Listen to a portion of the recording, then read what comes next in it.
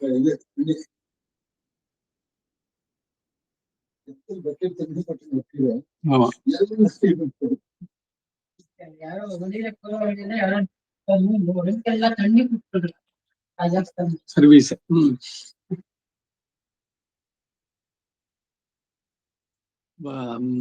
ஜாங்கி துள்ளிந்த சென்கண்டன டெல்லியில இந்த போரிஷ் போன கிட்டக்கிகளுக்கெல்லாம் துணி போட்டுட்டு நெஞ்சு போடுறத காத்து ಇದ್ರತೆ ಫ್ಯಾನ್ ಮುನ್ನೆ ಉಳ್ತಿ ಕಾತ್ ಬರ್ತೇನೆ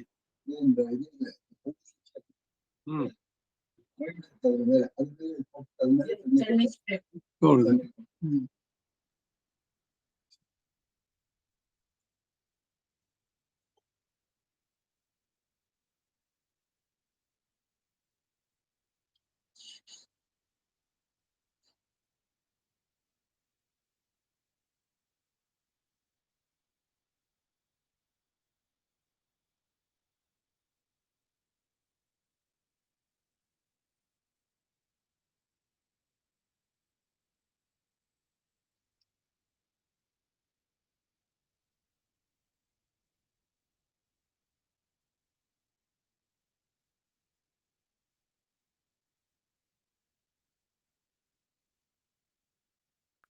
ನಮಸ್ಕಾರ ಮಾಮ. ನಮಸ್ಕಾರಂ.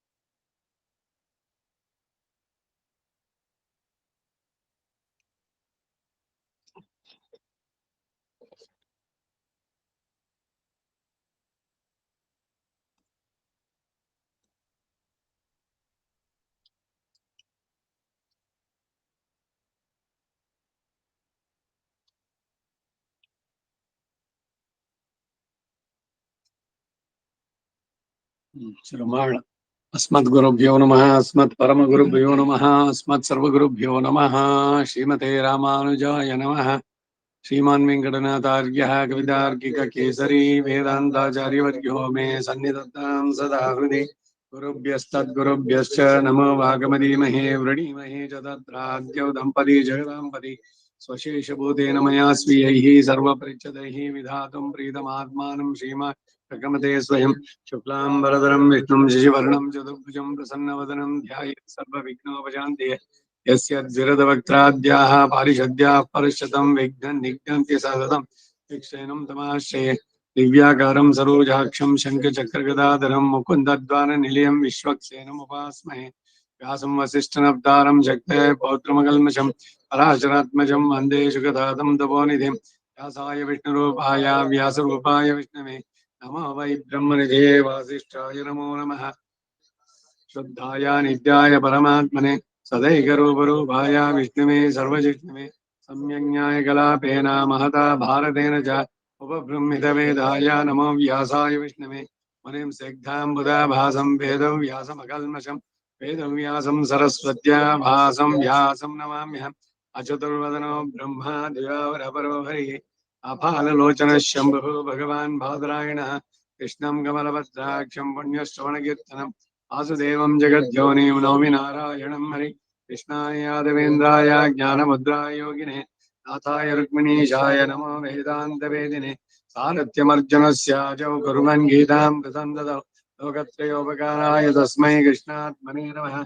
सर्वोपनिषदो गावो दोग्धा गोपालनन्दनः आर्तो वत्सस्suधीर्भोक्ता दुग्धं गीतामृतं महत् फलनिर्मोचनं पुंसां जलस्नानं दिने दिने भगवद्गीतां भजिस्नानं संसारमलमोचन गीता सुगीता शास्त्रविस्तरैः या स्वयं पद्मनाभस्य मुखपद्माद्विनिसृता सर्वशास्त्रमयी गीता सर्वदेवमयो हरिः सर्वतीर्थमयी गंगा सर्वधर्ममयो मनुः यस्मिन् प्रसादमुखे कवयो विधेते शास्त्राण्यशास्त्रयन्महिमाश्रय कृष्णेन तेन यदि स्वयमेव गीतं शास्त्रस्य तस्य सदृशं किमिहास्ति शास्त्रम् भीष्मद्रोणतटा जयद्रथजला गान्धार नीलोत्पल शल्यग्राहवती कृपेण वहिनी कर्णेन वेलाकुल अश्वत्थामकर्णघोरमकरा दुर्योधनावर्तिनि सोत्तीर्णः खलु पाण्डवैर्णनदी कैवर्तके केशवे नमोऽस्तु ते व्यासविशालबुद्धे पुल्लारविन्दायतपत्रनेत्र येन त्वया भारततैलपूर्णः प्रज्वालितो ज्ञानमयप्रदीपः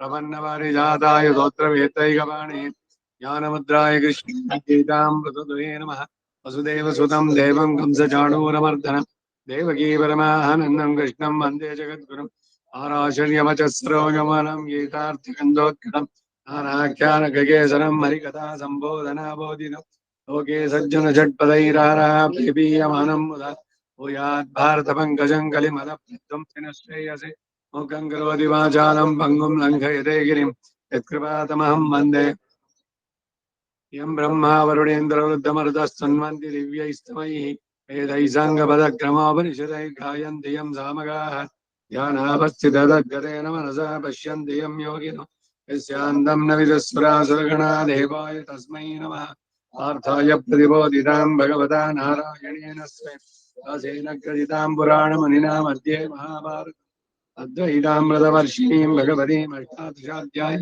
अम्ब त्वामनुसन्दधामि भगवद्गीते भगवद्वेषिणीः अष्टमयी समेता श्रीकृष्णाय परब्रह्मणे नमः अथ श्रीमद्भगवद्गीतासु उपनिषत्सु ब्रह्मविद्यायां योगशास्त्रे श्रीकृष्णार्जुनसंवादे ध्यानयोगो नाम षष्ठाध्याये अष्टमश्लोकः ज्ञानविज्ञानतृप्तात्मा कूटस्थो विजितेन्द्रियः युक्त इत्युच्यते योगी ಸಮಲೋಷ್ಟಾಶ್ಮ ಕಾಂಚನಃ. ಇದರ ಅರ್ಥವನ್ನ ನಿನ್ನೆ ನೋಡಿದ್ವಿ.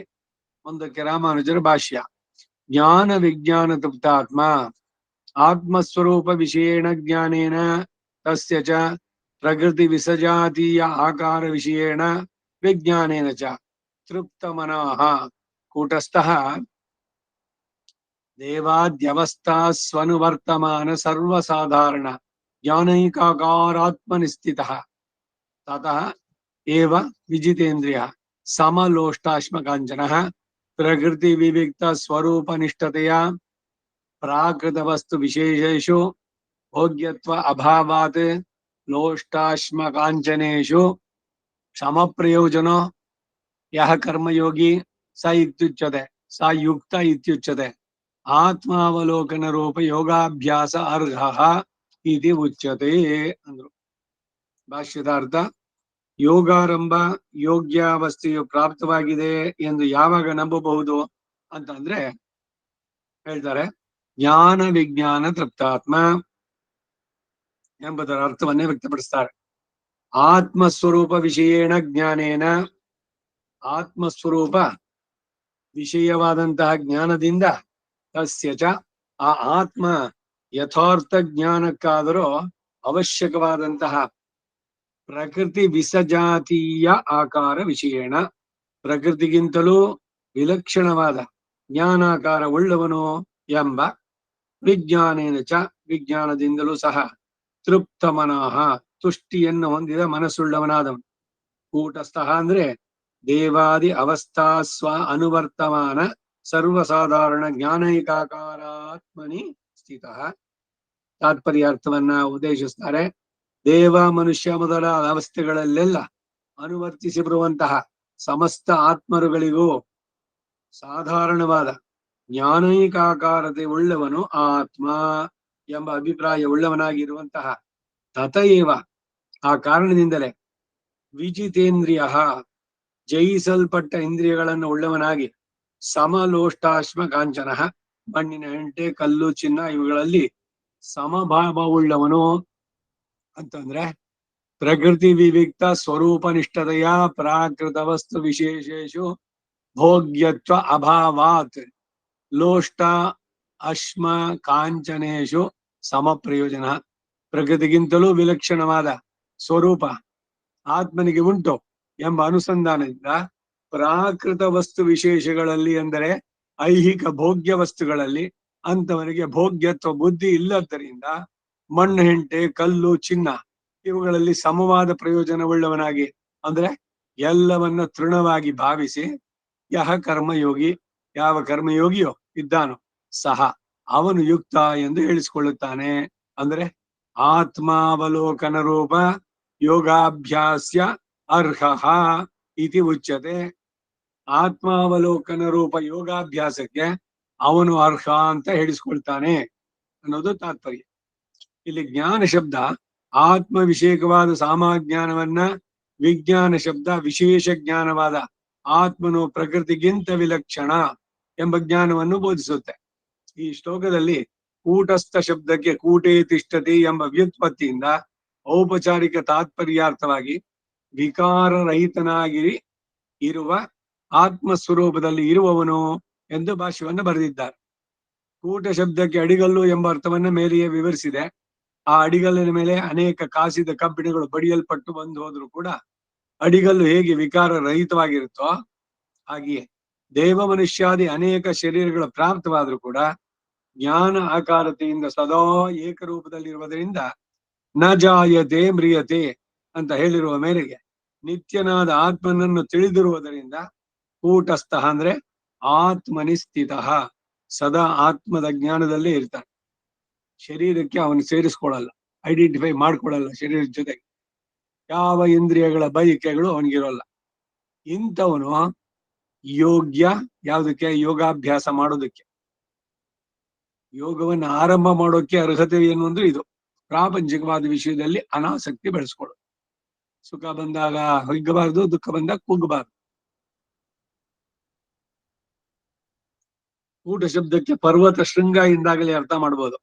ಆಗಲೂ ಕೂಡ ಇದೇ ಅಭಿಪ್ರಾಯ. ಕೂಟವು ಹೇಗೆ ಪರ್ವತದ ಇತರ ಪ್ರದೇಶಕ್ಕಿಂತಲೂ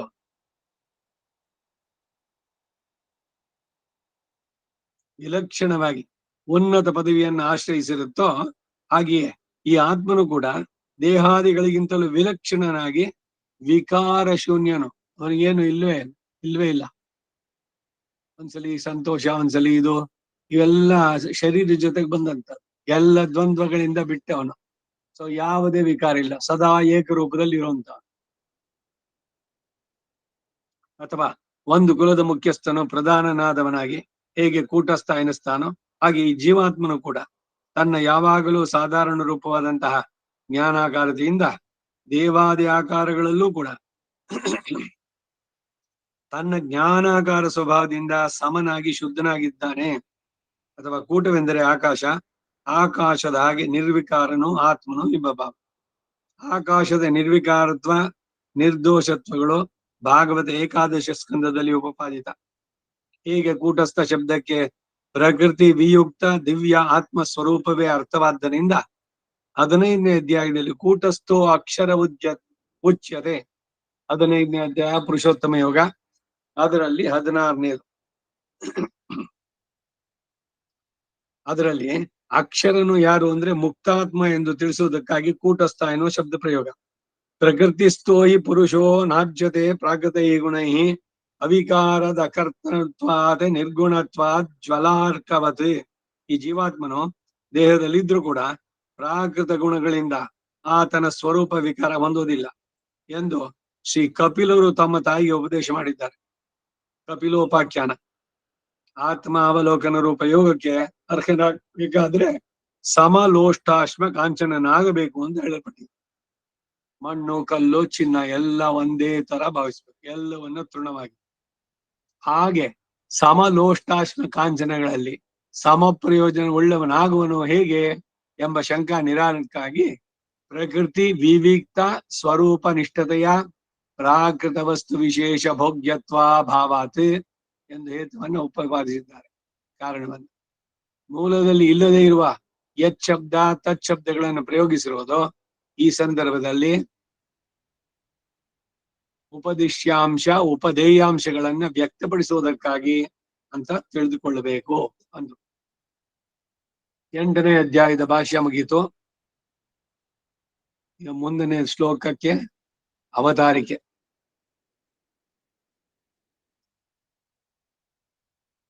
ತಥಾಚ, ಹಿಂದೆ ಕರ್ಮಯೋಗಿಯು ಯೋಗಾಭ್ಯಾಸ ಅರ್ಹನಾಗಲು, ಯೋಗಾಭ್ಯಾಸವನ್ನ ಶುರು ಮಾಡೋದಕ್ಕೆ, ಅದಕ್ಕೆ ಯೋಗ್ಯತೆ ಅವನಿಗೆ ಸಿಗ್ಬೇಕಾದ್ರೆ ಲೋಷ್ಟಮ ಅಶ್ಮ ಕಾಂಚನಾದಿ ಭೋಗ್ಯ ವಸ್ತುಗಳನ್ನ ಸಮವಾಗಿ ಅಂತಂದ್ರೆ ಎಲ್ಲವನ್ನು ತೃಣಪ್ರಾಯವಾಗಿ ನೋಡಬೇಕು, ನೋಡುವನಾಗಿರ್ಬೇಕು ಅಂತ ಹೇಳಿದ್ದು. ಇಷ್ಟೇ ಅಲ್ಲ, ಹಾಗೆಯೇ ಬರೀ ಅಚ್ಯುತ್ತುಗಳ ವಿಷಯದಲ್ಲೂ ಅಲ್ಲದೆ ಚೇತನರ ವಿಷಯದಲ್ಲೂ ಸಹ ಅಂತಹ ಸಮತ್ವ ಬುದ್ಧಿಯು ಶತ್ರು ಮಿತ್ರಾದಿಗಳಲ್ಲೂ ಸಾಧು ಜನ ಪಾಪಿಷ್ಟರಲ್ಲೂ ಹೀಗೆ ಎಲ್ಲ ಚೇತನರುಗಳಲ್ಲೂ ಇರತಕ್ಕದ್ದು ಅಂತ ಹೇಳಿ ಅಂತಹ ಕರ್ಮಯೋಗಿಯೇ ಆತ್ಮಚಿಂತನಕ್ಕೆ ಅರ್ಹ ಎಂದು ಉಪದೇಶಿಸ್ತಾರೆ. ಆದ್ರಿಂದ ಹಾಗೆ ಇನ್ನೂ ಉಪದೇಶಿಸುತ್ತಾರೆ ಎಂದು ತಥಾಚ ಎಂಬ ಅವತಾರಿಕೆ ಅದಕ್ಕೆ. 9ನೇ ಶ್ಲೋಕ. ಸುಹೃನ್ ಮಿತ್ರಾದ್ಯುದಾಸೀನಂ ಉದಾಸೀನ ಮಧ್ಯಸ್ಥದ್ವೇಷ್ಯ ಬಂಧುಷು ಸಾಧುಷ್ವಪಿ ಚ ಪಾಪೇಷು ಸಮಬುದ್ಧಿರ್ವಿಶಿಷ್ಯತೆ. ಕಲ್ಲು ಮಣ್ಣು ಚಿನ್ನ ಎಲ್ಲ ಸಮವಾಗಿ ನೋಡು ಅಂದ್ರೆ ಎಲ್ಲವೂ ತೃಣವಾಗಿ ನೋಡ್ಬೇಕು. ಚಿನ್ನ ಸಿಕ್ತು ಅಂತಿಲ್ಲ. ಕಲ್ಲು ತೆಗೆದಿಟ್ಕೊಳ್ತಾರೇನೋ, ಮಣ್ಣು ತೆಗೆದಿಟ್ಕೊಳ್ತಾರೆ, ಹಾಗೆ ಚಿನ್ನದ ಬಗ್ಗೆನೂ ಬಯಕೆ ಇಲ್ಲ. ಪಂಚ ಮಹಾಪಾತಗಳಲ್ಲಿ ಚಿನ್ನ ಕದಿಯೋದೊಂದು. ಸ್ವರ್ಣಸ್ಥೇಯ.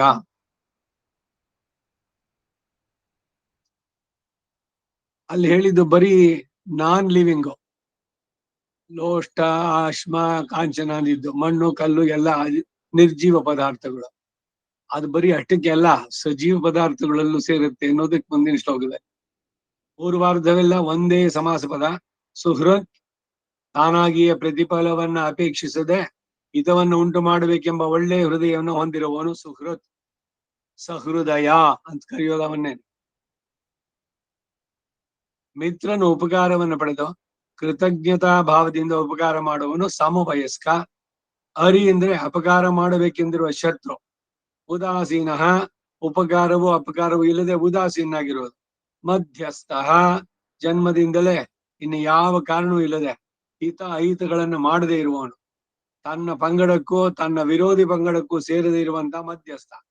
ದ್ವೇಷ್ಯ, ಜನ್ಮದಿಂದಲೇ ತನ್ನ ಜಾತಿ ಕುಲಕ್ಕೆ ಸೇರಿದವರಿಂದಾಗಲಿ ಜ್ಞಾತಿಶ್ಚೇದನ ಲೇನ ಕಿಂ ಎಂದು ವಿದ್ಯತೆ ಜ್ಞಾತಿತೋ ಭಯಂ ಎಂದು ಹೇಳಿರುವಾಗೆ ಜ್ಞಾತಿಯಾದುದರಿಂದಾಗಲೇ ದ್ವೇಷಿಸಲು ಅರ್ಹನು.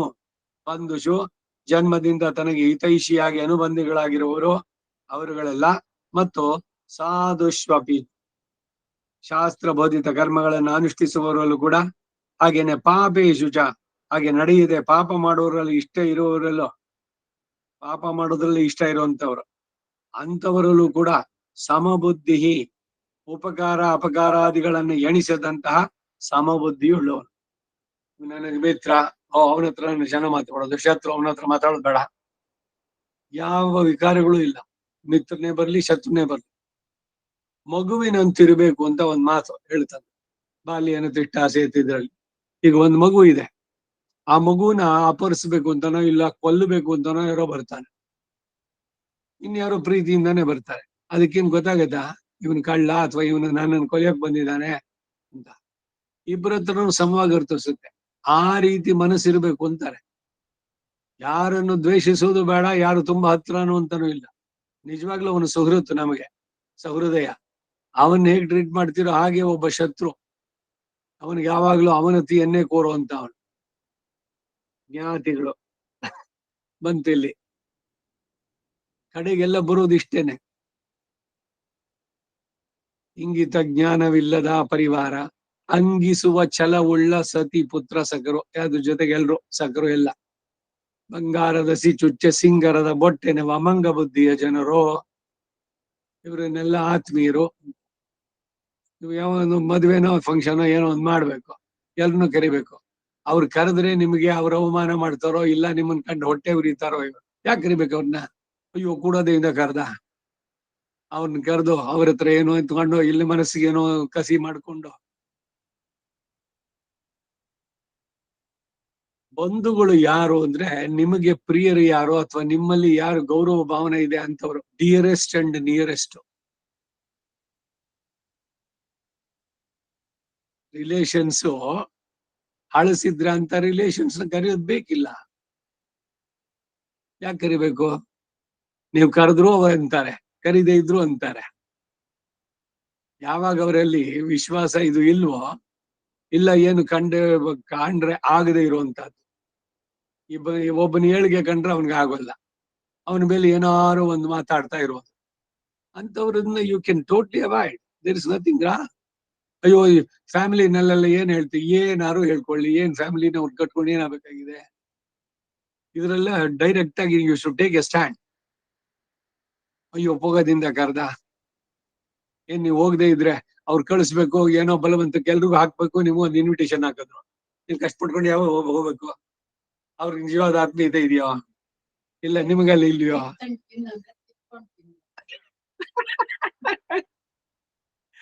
ಖಂಡಿತ ಇವೆಲ್ಲ ಯು ಕ್ಯಾನ್ ಅವಾಯ್ಡ್. ಇವೆಲ್ಲ ಏನ್ ಯಾರನ್ನು ಮೆಚ್ಚೋದಲ್ಲ, ನಿಮ್ಮ ಬಾಳು ನಿಮ್ದು, ಅವ್ರೇನ್ ಉದ್ಧಾರಕ್ಕೆ ಬರೋಲ್ಲ. ಯಾಕೆ ಈ ಆಬ್ಲಿಗೇಷನ್ಸ್ ಅಂತ?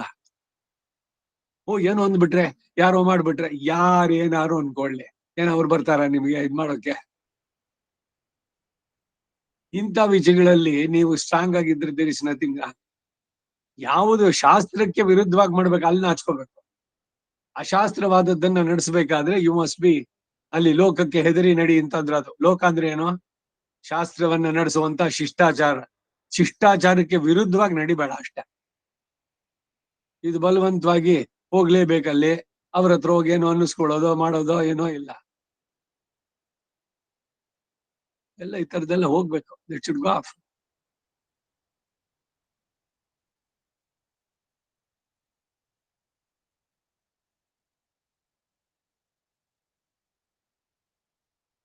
ಎಲ್ಲಿ ಹೆದರ್ಕೊಂಡ್ ಮಾಡ್ಕೊಂಡು ಹೋಗ್ತಿರೋ, ತಲೆ ಮೇಲೆ ಕೂತ್ಕೊಳ್ತಾರ ಅವ್ರ. ನೀವೇ ತಲೆ ತೋರ್ಸೋದು, ನನ್ ತಲೆ ಮೇಲೆ ಕಾಲಿಡಿ ಅಂತ. ಏನಯ್ಯ ಬೆಂಗಳೂರ್ಲ ಇಕ್ರಿಯಾ ಒಂದ್ ಪಾಕತ್ಗೆ ಇನ್ನೊಂದ್ಕೆ ನೀವ್ ಬಂದ್ ನೋಡ್ತೀರಾ? ಅವ್ರು ಬಂದ್ ನಿಮ್ಮ ಮನೇಲಿ ಬಂದ್ ನೋಡ್ತಾರಾ? ಏನ್ ಅಟೆಂಡೆನ್ಸ್ ಕೊಡ್ಬೇಕು ಅಂತ ಏನಾದ್ರು ಇದೆ? Senior junior irrespective. ಆತ್ಮೀಯತೆ ಇದ್ರೆ ನೀವು ಕೇಳ್ಬೇಕಾ? ಅವ್ರು ಇಲ್ದೆ ತಾನಾಗೆ ಬರ್ತಾರೆ, ಅವಶ್ಯಕತೆ ಇದ್ರೆ. ಸೊ ಅದರಿಂದ ಈ ಎಲ್ಲ ಏನೇನು ಏನಂದ್ ಬಿಡ್ತಾರೋ, ಯಾರಂತಾರೋ, ಏನ್ ಮಾಡ್ತಾರೋ, ಯಾವ್ದಕ್ಕೂ ತಲೆ ಕೆಡ್ಸ್ಕೋಬಾರ್ದು. ನಮ್ಮ ಬಾಳು ನಮಗೆ, ಶಾಸ್ತ್ರಕ್ಕೆ ವಿರುದ್ಧವಾದ ಆಚರಣೆ ಮಾಡೋದು ಬೇಡ. ಇದು ಪ್ರಧಾನವಾಗಿ ಇಟ್ಕೊಳ್ಬೇಕಾದ. ಜನ್ಮದಿಂದಲೇ ತನ್ನ ಜಾತಿ ಕುಲಕ್ಕೆ ಸೇರಿದಿರುವುದರಿಂದಾಗಲಿ ಜ್ಞಾತಿಶ್ಚೇದನ ಲೇನ ಕಿಂ ಎಂಬುದು ವಿದ್ಯತೆ ಜ್ಞಾತಿತೋ ಭಯಂ ಎಂದು ಹೇಳಿದ ಹಾಗೆ, ಜ್ಞಾತಿಯಾದ್ದರಿಂದಾಗಲೇ ದ್ವೇಷಿಸಲು ಅರ್ಹ. ಬಂಧುಷು ಜನ್ಮದಿಂದ ತನಗೆ ಹಿತೈಷಿಯಾಗಿ ಅನುಬಂಧಿಗಳಾಗಿರುವರು ಅವರುಗಳೆಲ್ಲ, ಮತ್ತು ಸಾಧುಷ್ವಪಿ ಶಾಸ್ತ್ರಬೋಧಿತ ಕರ್ಮಗಳನ್ನು ಅನುಷ್ಠಿಸೋರಲ್ಲಿ. ಅದೇ ರೀತಿ ಪಾಪೇಶು ಚ, ಹಾಗೆ ನಡೆಯದೆ ಪಾಪ ಮಾಡೋದ್ರಲ್ಲಿ ಇಷ್ಟ ಇರುವವರಲ್ಲಿ ಸಮಬುದ್ಧಿ, ಉಪಕಾರ ಅಪಕಾರಾದಿಗಳನ್ನು ಎಣಿಸದಂತಹ ಸಮಬುದ್ಧಿಯುಳ್ಳವನು ವಿಶಿಷ್ಯತೆ. ಅಂತಹ ಕರ್ಮಯೋಗಿಯಲ್ಲಿ ಹೆಚ್ಚು ಅತಿಶಯವನ್ನು ಹೊಂದಿರ್ತಾನೆ. ಈ ಕಾರಣದಿಂದ ಇಂತಹ ಕರ್ಮಯೋಗಿಯು ಕೈಮುತಿಕ ನ್ಯಾಯ ಪ್ರಕಾರ ಯುಕ್ತ ಇಚ್ಯುತ್ಯತೆಯ ಯೋಗಿ ಎಂದು ಹೇಳಿದ ಪ್ರಕಾರ ಯೋಗಾಭ್ಯಾಸಕ್ಕೆ ಅರ್ಹನಾಗಲು ಸಂದೇಹವೇ ಇಲ್ಲ ಎಂಬ ಭಾವ. ಅಚಿತ್ತುಗಳಾದ ಲೋಷ್ಟ ಅಶ್ಮ ಕಾಂಚನಗಳಲ್ಲಿ ಸಮಬುದ್ಧಿಯೇ ದುರ್ಲಭ. ಅಂತಹ ಸಮತ್ವ ಬುದ್ಧಿ ಇದ್ರೆ ಆತ್ಮದರ್ಶನಕ್ಕಾಗಿ ಯೋಗಾಭ್ಯಾಸಕ್ಕೆ ಅರ್ಹನು ಎಂದು ಮೊದಲು ಹೇಳಿದ್ರು. ಅನಂತರ ಹಿತೈಷಿಗಳಲ್ಲೂ ಉಪಕಾರಿಗಳಲ್ಲೂ ಅಪಕಾರಿಗಳಲ್ಲೂ ಸಮಬುದ್ಧಿ ಇರುವುದು ಇನ್ನೂ ದುರ್ಲಭ. ಚಿನ್ನನಾದ್ರೂ ಇವನು ಸರಿ ಅದು ಇದು ಎಲ್ಲ ಅಂತ ಅನ್ಕೊಳ್ಬಹುದು. ಈ ಬಂಧುಗಳು ಅವರಲ್ಲಿ ನೀವು ಸಮಭಾವನೆ ತಗೊಳಕಾಗತ್ತಾ? ಅದು ಪ್ರಯತ್ನ ಪಡ್ಬೇಕು. ಸನ್ಮಾನ ಮಾಡ್ಲಿಲ್ಲ ಬೇಡ, ಅವಮಾನ ಮಾಡೋ ಕಡೆನಲ್ಲಿ ಹೋಗ್ಬೇಕಾ? ಅವಮಾನವನ್ನು ಸಹಿಸುವಂತಹದ್ದಿದೆಯಾ? ಇದೇನೆ ಬೆಳೆಸ್ಕೋಬೇಕಾದ್ರೆ. ಎಲ್ರು ನನ್ನನ್ನ ಹೊಗಳ್ಳಿ ಮಾಡ್ಲಿ ಅಂತ ಆ ಹೊಗಳಿಕೆ ಜೊತೆಗೆ ತೆಗಳಿಕೆಗೂ ರೆಡಿಯಾಗಿರ್ಬೇಕು. 10 ಜನ ಎದ್ದೇಳಿದ್ರೆ ಇನ್ನೊಂದಷ್ಟು ಜನ ಇದ್ದಾರೆ ಅದನ್ನು ತೆಗೊಳ್ಳುವಂತವ್ರು ಇದ್ದಾರೆ. ಯಾರನ್ನು ಬಿಟ್ಟಿಲ್ಲ, ಭಗವಂತನ್ನೇ ಬಿಡ್ಲಿಲ್ಲ, ಇನ್ನು ಜನರು ಯಾರ ಲೆಕ್ಕ? ಜನರನ್ನ ಮೆಚ್ಚಿಸೋದಕ್ಕೆ ಜನಾರ್ದನ್ ಕೈಲೂ ಆಗೋಲ್ಲ ಅಂತ ಗಾದೆ. ಅದಕ್ಕೇನೆ ಯಾರನ್ನು ಮೆಚ್ಚಿಸೋದಕ್ಕಾಗಿ ನಾವು ಬಾಳೋದು ಬೇಡ, ಶಾಸ್ತ್ರಕ್ಕನುಗುಣವಾಗಿ ನಾವು ಬಾಳೋಣ. ಶಿಷ್ಟಾಚಾರಕ್ಕೆ ವಿರುದ್ಧವಾಗಿ ನಡೆಯೋದು ಬೇಡ ಅಷ್ಟೇ. ಹೀಗೆ ಸಮಬುದ್ಧಿ ಇದ್ದದ್ದಾದ್ರೆ ಆತ್ಮಾವಲೋಕನ ಸಿದ್ಧಿಗೆ ಅರ್ಹ ಎಂದು ಹೇಳತಕ್ಕದ್ದು. ಇನ್ ಹೇಳೋದಕ್ಕದ್ದು ಏನಿದೆ ಅಂತಂದ್ರು ಇಲ್ಲಿ. ಈಗ ಈ ಶ್ಲೋಕ ಇದೆಯಲ್ಲ, ಸುಹೃನ್ ಮಿತ್ರ ಉದಾಸೀನ ಮಧ್ಯಸ್ಥ ದ್ವೇಷ್ಯು ಬಂಧುಷು ಸಾಧುಷ್ವಪಿಚ ಪಾವೇಶು ಸಮಬುದ್ಧಿ ವಿಶಿಷ್ಯತೆ. ಇದಕ್ಕೆ ರಾಮಾನುಜರ ಮಾತೇನಿದೆ ನೋಡ. ವಯೋ ವಿಶೇಷಾನಂಗೀಕಾರೇಣ ಸ್ವಹಿತೈಷಿಣ ಸುಹೃದ ಸವಯಸೋ ಹಿತೈಷಿಣೋ ಮಿತ್ರಾಣಿ ಅರಯೋ ನಿಮಿತ್ತತೋ ಅನರ್ಥೇಚ್ಛವಃ ಉಭಯ ಹೇತ್ವಾಭಾವಾತ್ ಉಭಯರಹಿತ ಉದಾಸೀನಾಃ ಜನ್ಮತ ಏವೋಭಯರಹಿತ ಮಧ್ಯಸ್ಥಾಃ ಜನ್ಮತ ಏವ ನಿಶ್ಚೇಚ್ಛವೋ ದ್ವೇಷ್ಟಾಃ ದ್ವೇಷ್ಯಾಃ ಜನ್ಮತ ಏವ ಹಿತೈಷಿಣೋ ಬಾಂಧವಃ ಸಾಧವೋ ಧರ್ಮಶೀಲಾಃ ಪಾಪಃ ಪಾಪಶೀಲಾಃ ಆತ್ಮೈಕ ಪ್ರಯೋಜನತಯಾ ಸುಹೃನ್ಮಿತ್ರಾದಿಭಿಃ ಪ್ರಯೋಜನಾಭಾವಾತ್ ವಿರೋಧಾಭಾವಾಚ್ಚ ತೇಷು ಸಮಬುದ್ಧಿಃ ಯೋಗಾಭ್ಯಾಸ ಅರ್ಹತ್ವೇ ವಿಶಿಷ್ಯತೆ ಅಂತಂದ್ರು. ಇದಕ್ಕೆ ಅರ್ಥ ವಯೋ ವಿಶೇಷ ಅಂಗೀಕಾರೇಣ ಸ್ವಹಿತೈಷಿಣ. ವಯಸ್ಸಿನ ನಿಯಮ ಇಲ್ಲದೆ ತನಗೆ ಹಿತವನ್ನ ಮಾಡುವವರು ಸುಹೃತ್ಗಳು, ದೊಡ್ಡವರೋ ಚಿಕ್ಕವರೋ. ಸವಯಸ್ಸೋ ಹಿತೈಷಿಣೋ ಮಿತ್ರಾಣಿ, ಸಮಾನ ವಯಸ್ಕರಾಗಿ ಹಿತೈಷಿಗಳಾಗಿರುವಂತವರು ಮಿತ್ರರು. ಮಿತ್ರ ಶಬ್ದ ಸಮಾನ ವಯಸ್ಕರಲ್ಲಿ ಅನ್ವಯಿಸೋದ್ರಿಂದ ಸುಹೃತ್ ಶಬ್ದಾರ್ಥದಲ್ಲಿ ವಯೋ ವಿಶೇಷಾನಂಗೀಕಾರೇಣ ಎಂದು ಭಾಷ ಬರೆದಿದ್ದಾರೆ. ಅರಯಃ ಅಂದ್ರೆ ನಿಮಿತ್ತತೋನರ್ಥೇಚ್ಛವಃ, ಕಾರಣಾಂತರದಿಂದ ಅನರ್ಥವನ್ನು ಬಯಸುವಂತವರು. ಉಪಕಾರ ಫಲಂ ಮೈತ್ರಂ ಅಪಕಾರೋರಿ ಲಕ್ಷಣ. ರಾಮಾಯಣದಲ್ಲಿ ವಾಲ್ಮೀಕಿ ಮಹರ್ಷಿ ಮೈತ್ರಿಯ ಉಪಕಾರವನ್ನೇ ಫಲವಾಗಿ ಉಳ್ಳದ್ದು, ಅಪಕಾರ ಶತ್ರು ಲಕ್ಷಣ ಅಂತ ಹೇಳಿದ್ದಾರೆ.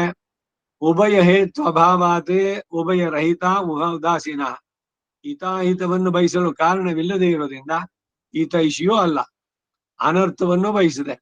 ಉದಾಸೀನ ಭಾವದಿಂದ ಇರೋರು, ನಿಮ್ ಬಗ್ಗೆ ಅವರಿಗೆ ಮಿತ್ರತ್ವ ಇಲ್ಲ, ಶತ್ರುತ್ವ ಇಲ್ಲ ಅಂತವರು.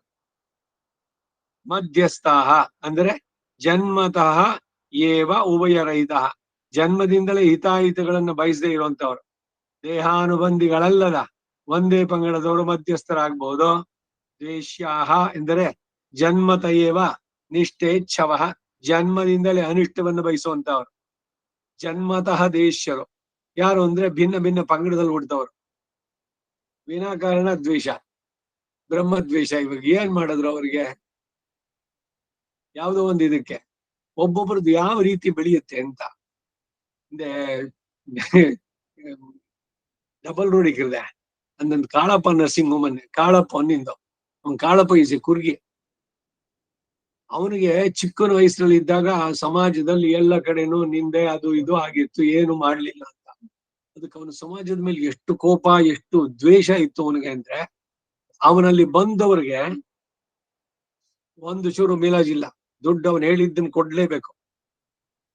ಕೊಟ್ಟು ಬಿಟ್ಟು ಶವ ತಗೊಂಡೋಗಿ, ಕೊಡೋದಿಲ್ಲ ಇಲ್ದಿದ್ರೆ 10,000 ಏನೋ ಇದೆ ಕಟ್ಟಿ, ದುಡ್ಡಿಲ್ಲ ಆಮೇಲೆ ಕೊಡ್ತೀನಿ, ಇಲ್ಲ ಕೊಟ್ರೆ ತಗೊಂಡೋಗಿ, ಇಲ್ದಿರ್ ಬಿಡೋದಿಲ್ಲ.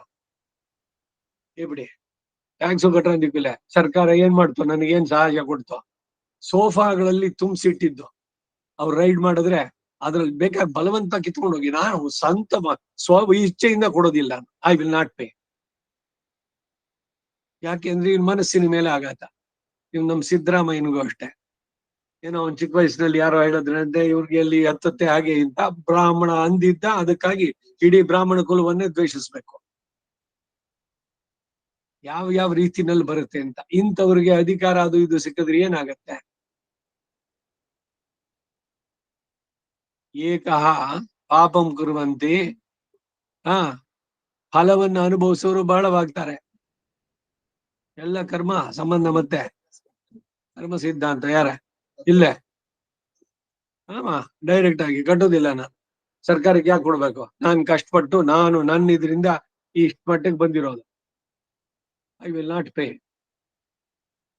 ನಮ್ ದೊಡ್ಡಪ್ಪನಲ್ಲಿ ಸೇರಿಸಿದ್ರು, ನಮ್ ತಂದೆ ಅಣ್ಣನ ಕಾಳಪ್ಪ ನರ್ಸಿಂಗ್ ಹೋಮ್ ಹಿಂದೆ ಎಲ್ಲ ಇಬ್ಡಿ.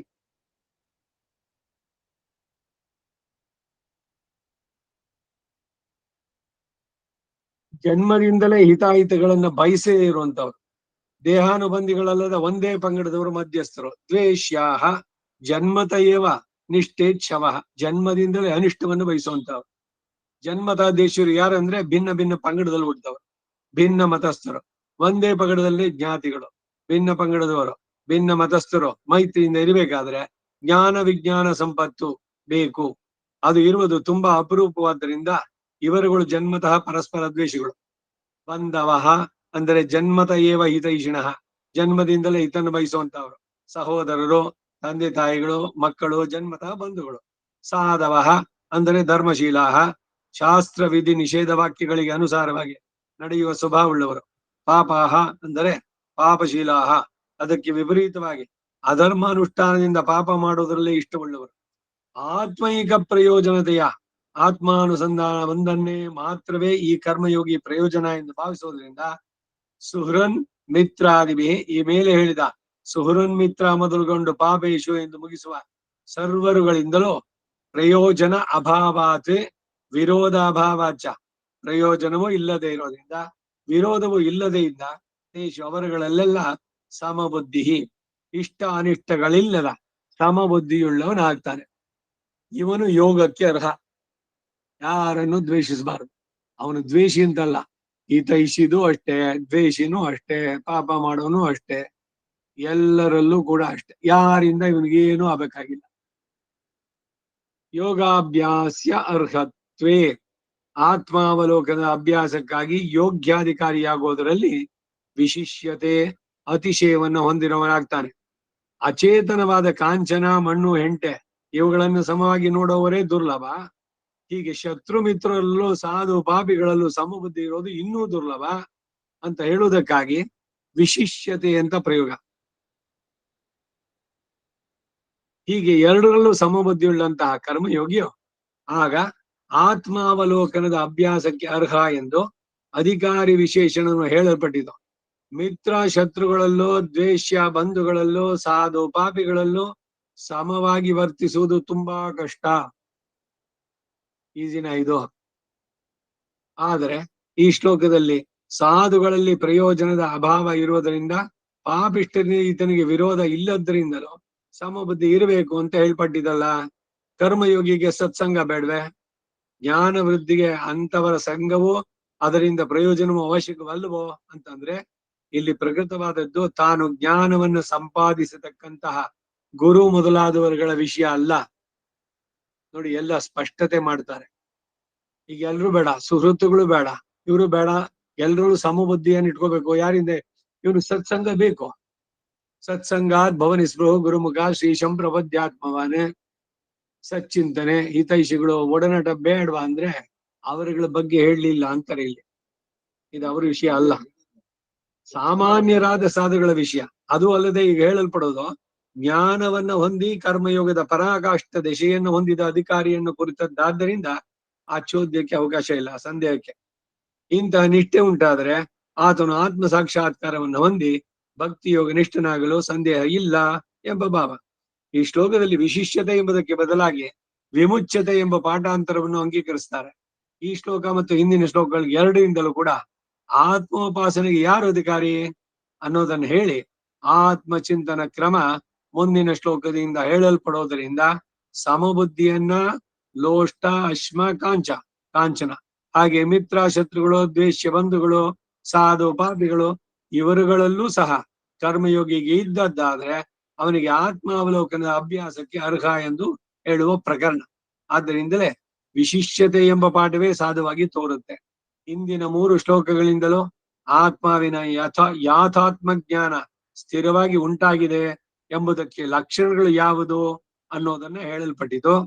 7ನೇ ಶ್ಲೋಕದಲ್ಲಿ ಮನಸ್ಸಿನ ಜಯ, 8ನೇ ಶ್ಲೋಕದಲ್ಲಿ ಇಂದ್ರಿಯ ಜಯದಿಂದ ಲೋಷ್ಟ ಅಶ್ಮ ಕಾಂಚನ, ಮಣ್ಣು ಕಲ್ಲು ಚಿನ್ನ 3ರಲ್ಲೂ ಸಮತ್ವ, ಐಹಿಕಗಳ ಆಶಯ ಜಯ, 9ನೇ ಶ್ಲೋಕದಲ್ಲಿ ಎಲ್ಲಾ ಜನರಲ್ಲೂ ಸಮಭಾವದಿಂದ ದ್ವೇಷ ಅಸೂಯೆಗಳ ಮತ್ತು ಮಮತೆಯ ಜಯ ಕೂಡ ಹೇಳಲ್ಪಟ್ಟಿದೆ. ಈ ಕೊನೆಯ ಜಯ ತುಂಬಾ ದುರ್ಲಭವಾದದ್ದು ಅಂತ ಹೇಳ್ತಾರೆ. ಬೇರೆದನ್ನೇನೋ ಬಿಡಬಹುದು. ದ್ವೇಷಿಗಳು ಯಾರು ದ್ವೇಷಿಸ್ತಾರೋ ಬೇಡ, ಅವ್ರ ಸಹವಾಸವೇ ಬೇಡ. ಒಳ್ಳೆಯವರಲ್ಲೂ ಸಮಭಾವದಿಂದ ನೋಡ್ಬೇಕು ಅಂದ್ರೆ ಯಾರಿಂದ ಇವರಿಗೇನು ಆಗ್ಬೇಕಾಗಿಲ್ಲ. ಆತ್ಮಾವಲೋಕನದಲ್ಲಿ ಇರುವಂತವನು ನಿಮ್ಮ ಆತ್ಮದಲ್ಲೂ ಅವಲೋಕನಕ್ಕೆ ಸಹಕಾರಿಯಾಗಿ ಗುರುನೋ ಇವರು ಅವ್ರ ಸಹವಾಸ ಬೇಡ ಅಂತಲ್ಲ, ಅದು ಅರ್ಥ. ಮುಂದಿನ ಶ್ಲೋಕಕ್ಕೆ ಹೋಗೋಣ. 10ನೇದು. ಯೋಗಿ ಯುಂಜೀತ ಸತತಂ ಆತ್ಮಾನಂ ರಹಸಿ ಸ್ಥಿತಃ ಏಕಾಕೀ ಯತ ಚಿತ್ತಾತ್ಮ ನಿರಾಶೀರ ಪರಿಗ್ರಹ. ನಿರಾಶೀ ಅಪರಿಗ್ರಹ. ಮೂಲಕ್ಕೆ ಅರ್ಥ: ಕರ್ಮಯೋಗಿಗೆ ಲಕ್ಷಣಗಳನ್ನೆಲ್ಲ ಸವಿಸ್ತಾರವಾಗಿ ಹೇಳಿ ಎಂತ ಅವಸ್ಥೆಯನ್ನು ಹೊಂದಿದ್ರೆ ಯೋಗಾಭ್ಯಾಸಕ್ಕೆ ಅರ್ಹವಾದಂತಹ ಪರಾಕಾಷ್ಠಾದಶೆಯನ್ನು ಇವನು ಹೊಂದುತ್ತಾನೆ ಅಂತ ತಿಳಿಸಿ, ಇನ್ನು ಮುಂದೆ ಈ ಅಧ್ಯಾಯದಲ್ಲಿ ಮುಖ್ಯವಾಗಿ ಉಪದೇಶವಾಗಿರುವಂತಹ ಆತ್ಮಚಿಂತನ ಕ್ರಮವನ್ನ ಈ ಮುಂದಿನ ಶ್ಲೋಕಗಳಿಂದ ಉಪದೇಶಿಸ್ತಾರೆ. ಯೋಗಿ ಇಂತಹ ಅಧಿಕಾರಾದಿಯಂತಹ ಕರ್ಮಯೋಗನಿಷ್ಠನು ಸತತಂ ಪ್ರತಿದಿನವೂ ಕ್ಲಿಪ್ತ ಕಾಲಗಳಲ್ಲಿ ಹೀಗೆ ಯಾವಾಗಲೂ ರಹಸಿ ಸ್ಥಿತ ನಿಶ್ಶಬ್ದವಾಗಿರುವ ಸ್ಥಳದಲ್ಲಿ ಕುಳಿತವನಾಗಿ, ಏಕಾಕಿ ಶಿಷ್ಯರು ಸಹಾಧ್ಯಾಯಿಗಳು ಕೂಡ ಯಾರೂ ಇಲ್ಲದೆ ಒಬ್ಬಂಟಿಗನಾಗಿ, ಯಥಚಿತ್ತಾತ್ಮ ನೇಮಿಸಲ್ಪಟ್ಟ ಅಂದ್ರೆ ನಿಗ್ರಹಿಸಲ್ಪಟ್ಟಂತ ಬುದ್ಧಿ ಮನಸ್ಸುಗಳನ್ನು ಉಳ್ಳವನಾಗಿ, ಚಿದಂಶದ ಧರ್ಮ ಚಿತ್ತ, ಆದ್ದರಿಂದ ಬುದ್ಧಿ ಎಂದು ಅರ್ಥ ಹೇಳ್ಬೋದು. ಚಿತ್ತ ಶಬ್ದಕ್ಕೆ ಅಮರಗಂಟಿನ ಪ್ರಕಾರ ಮನಸ್ಸು ಎಂದೇ ಅರ್ಥ ಮಾಡಿದ್ರೆ ಆಗ ಆತ್ಮ ಎಂಬ ಶಬ್ದಕ್ಕೆ ದೇಹ ಎಂದು ಅರ್ಥ ಮಾಡಬೇಕಾಗುತ್ತೆ. ಚಿತ್ತ ಶಬ್ದಕ್ಕೆ ಚೇತಯತೆ ಅನೇನ ಇತಿ ಚಿತ್ತ ಎಂಬ ವ್ಯುತ್ಪತ್ತಿ ಮೂಲಕ ಆತ್ಮನ ಈ ಬುದ್ಧಿಯ ಮೂಲಕ ತಿಳಿಯುವನಾದ ಆದ್ದರಿಂದ ಬುದ್ಧಿ ಎಂದು ಅರ್ಥ ಮಾಡಿ ಆತ್ಮ ಎಂದರೆ ಮನಸ್ಸು ಎಂದು ಅರ್ಥ ಮಾಡುವುದು ಯುಕ್ತವಾಗಿ ತೋರುತ್ತೆ. ಮನಸ್ಸನ್ನು ವಶ ಮಾಡಿಕೊಳ್ಳುವುದಕ್ಕಿಂತ ಬುದ್ಧಿಯನ್ನು ವಶ ಮಾಡಿಕೊಳ್ಳುವುದು ಇನ್ನು ಮೇಲಾದ್ದು ಎಂದು ಶ್ರುತಿ ಹೇಳೋದ್ರಿಂದ ಯಥಚಿತ್ತಾತ್ಮ ನೇಮಿಸಲ್ಪಟ್ಟ ಅಂದ್ರೆ ನಿಗ್ರಹಿಸಲ್ಪಟ್ಟಂತ ಬುದ್ಧಿ ಮನಸ್ಸುಗಳನ್ನು ಉಳ್ಳವನಾಗಿ, ಅಂದರೆ ಅವುಗಳನ್ನು ವಶ ಮಾಡಿಕೊಂಡವನಾಗಿ, ನಿರಾಶಿ ಆತ್ಮ ಸಾಕ್ಷಾತ್ಕಾರವಲ್ಲದೆ ಇನ್ನು ಯಾವುದರಲ್ಲೂ ಆಶಾರಹಿತನಾಗಿ, ಅದರಿಂದಲೇ ಅಪರಿಗ್ರಹ ಯಾವುದರಲ್ಲೂ ಆಶೆ ಇಲ್ಲದೆ ಇರೋದ್ರಿಂದ ಯಾವುದನ್ನು ಸ್ವೀಕರಿಸಿದವನಾಗಿ, ಅಂದ್ರೆ ಯಾವುದರಲ್ಲೂ ಮಮತೆ ಇಲ್ಲದವನಾಗಿ, ಆತ್ಮಾನಂ ಯುಂಜೀತ ತನ್ನ ಆತ್ಮಸ್ವರೂಪವನ್ನು ಕುರಿತು ಯೋಗದಲ್ಲಿ ಇರ್ತಕ್ಕದ್ದು, ಏಕಾಗ್ರ ಚಿತ್ತತೆಯಿಂದ ಚಿಂತಿಸತಕ್ಕದ್ದು ಎಂಬ ಭಾವ.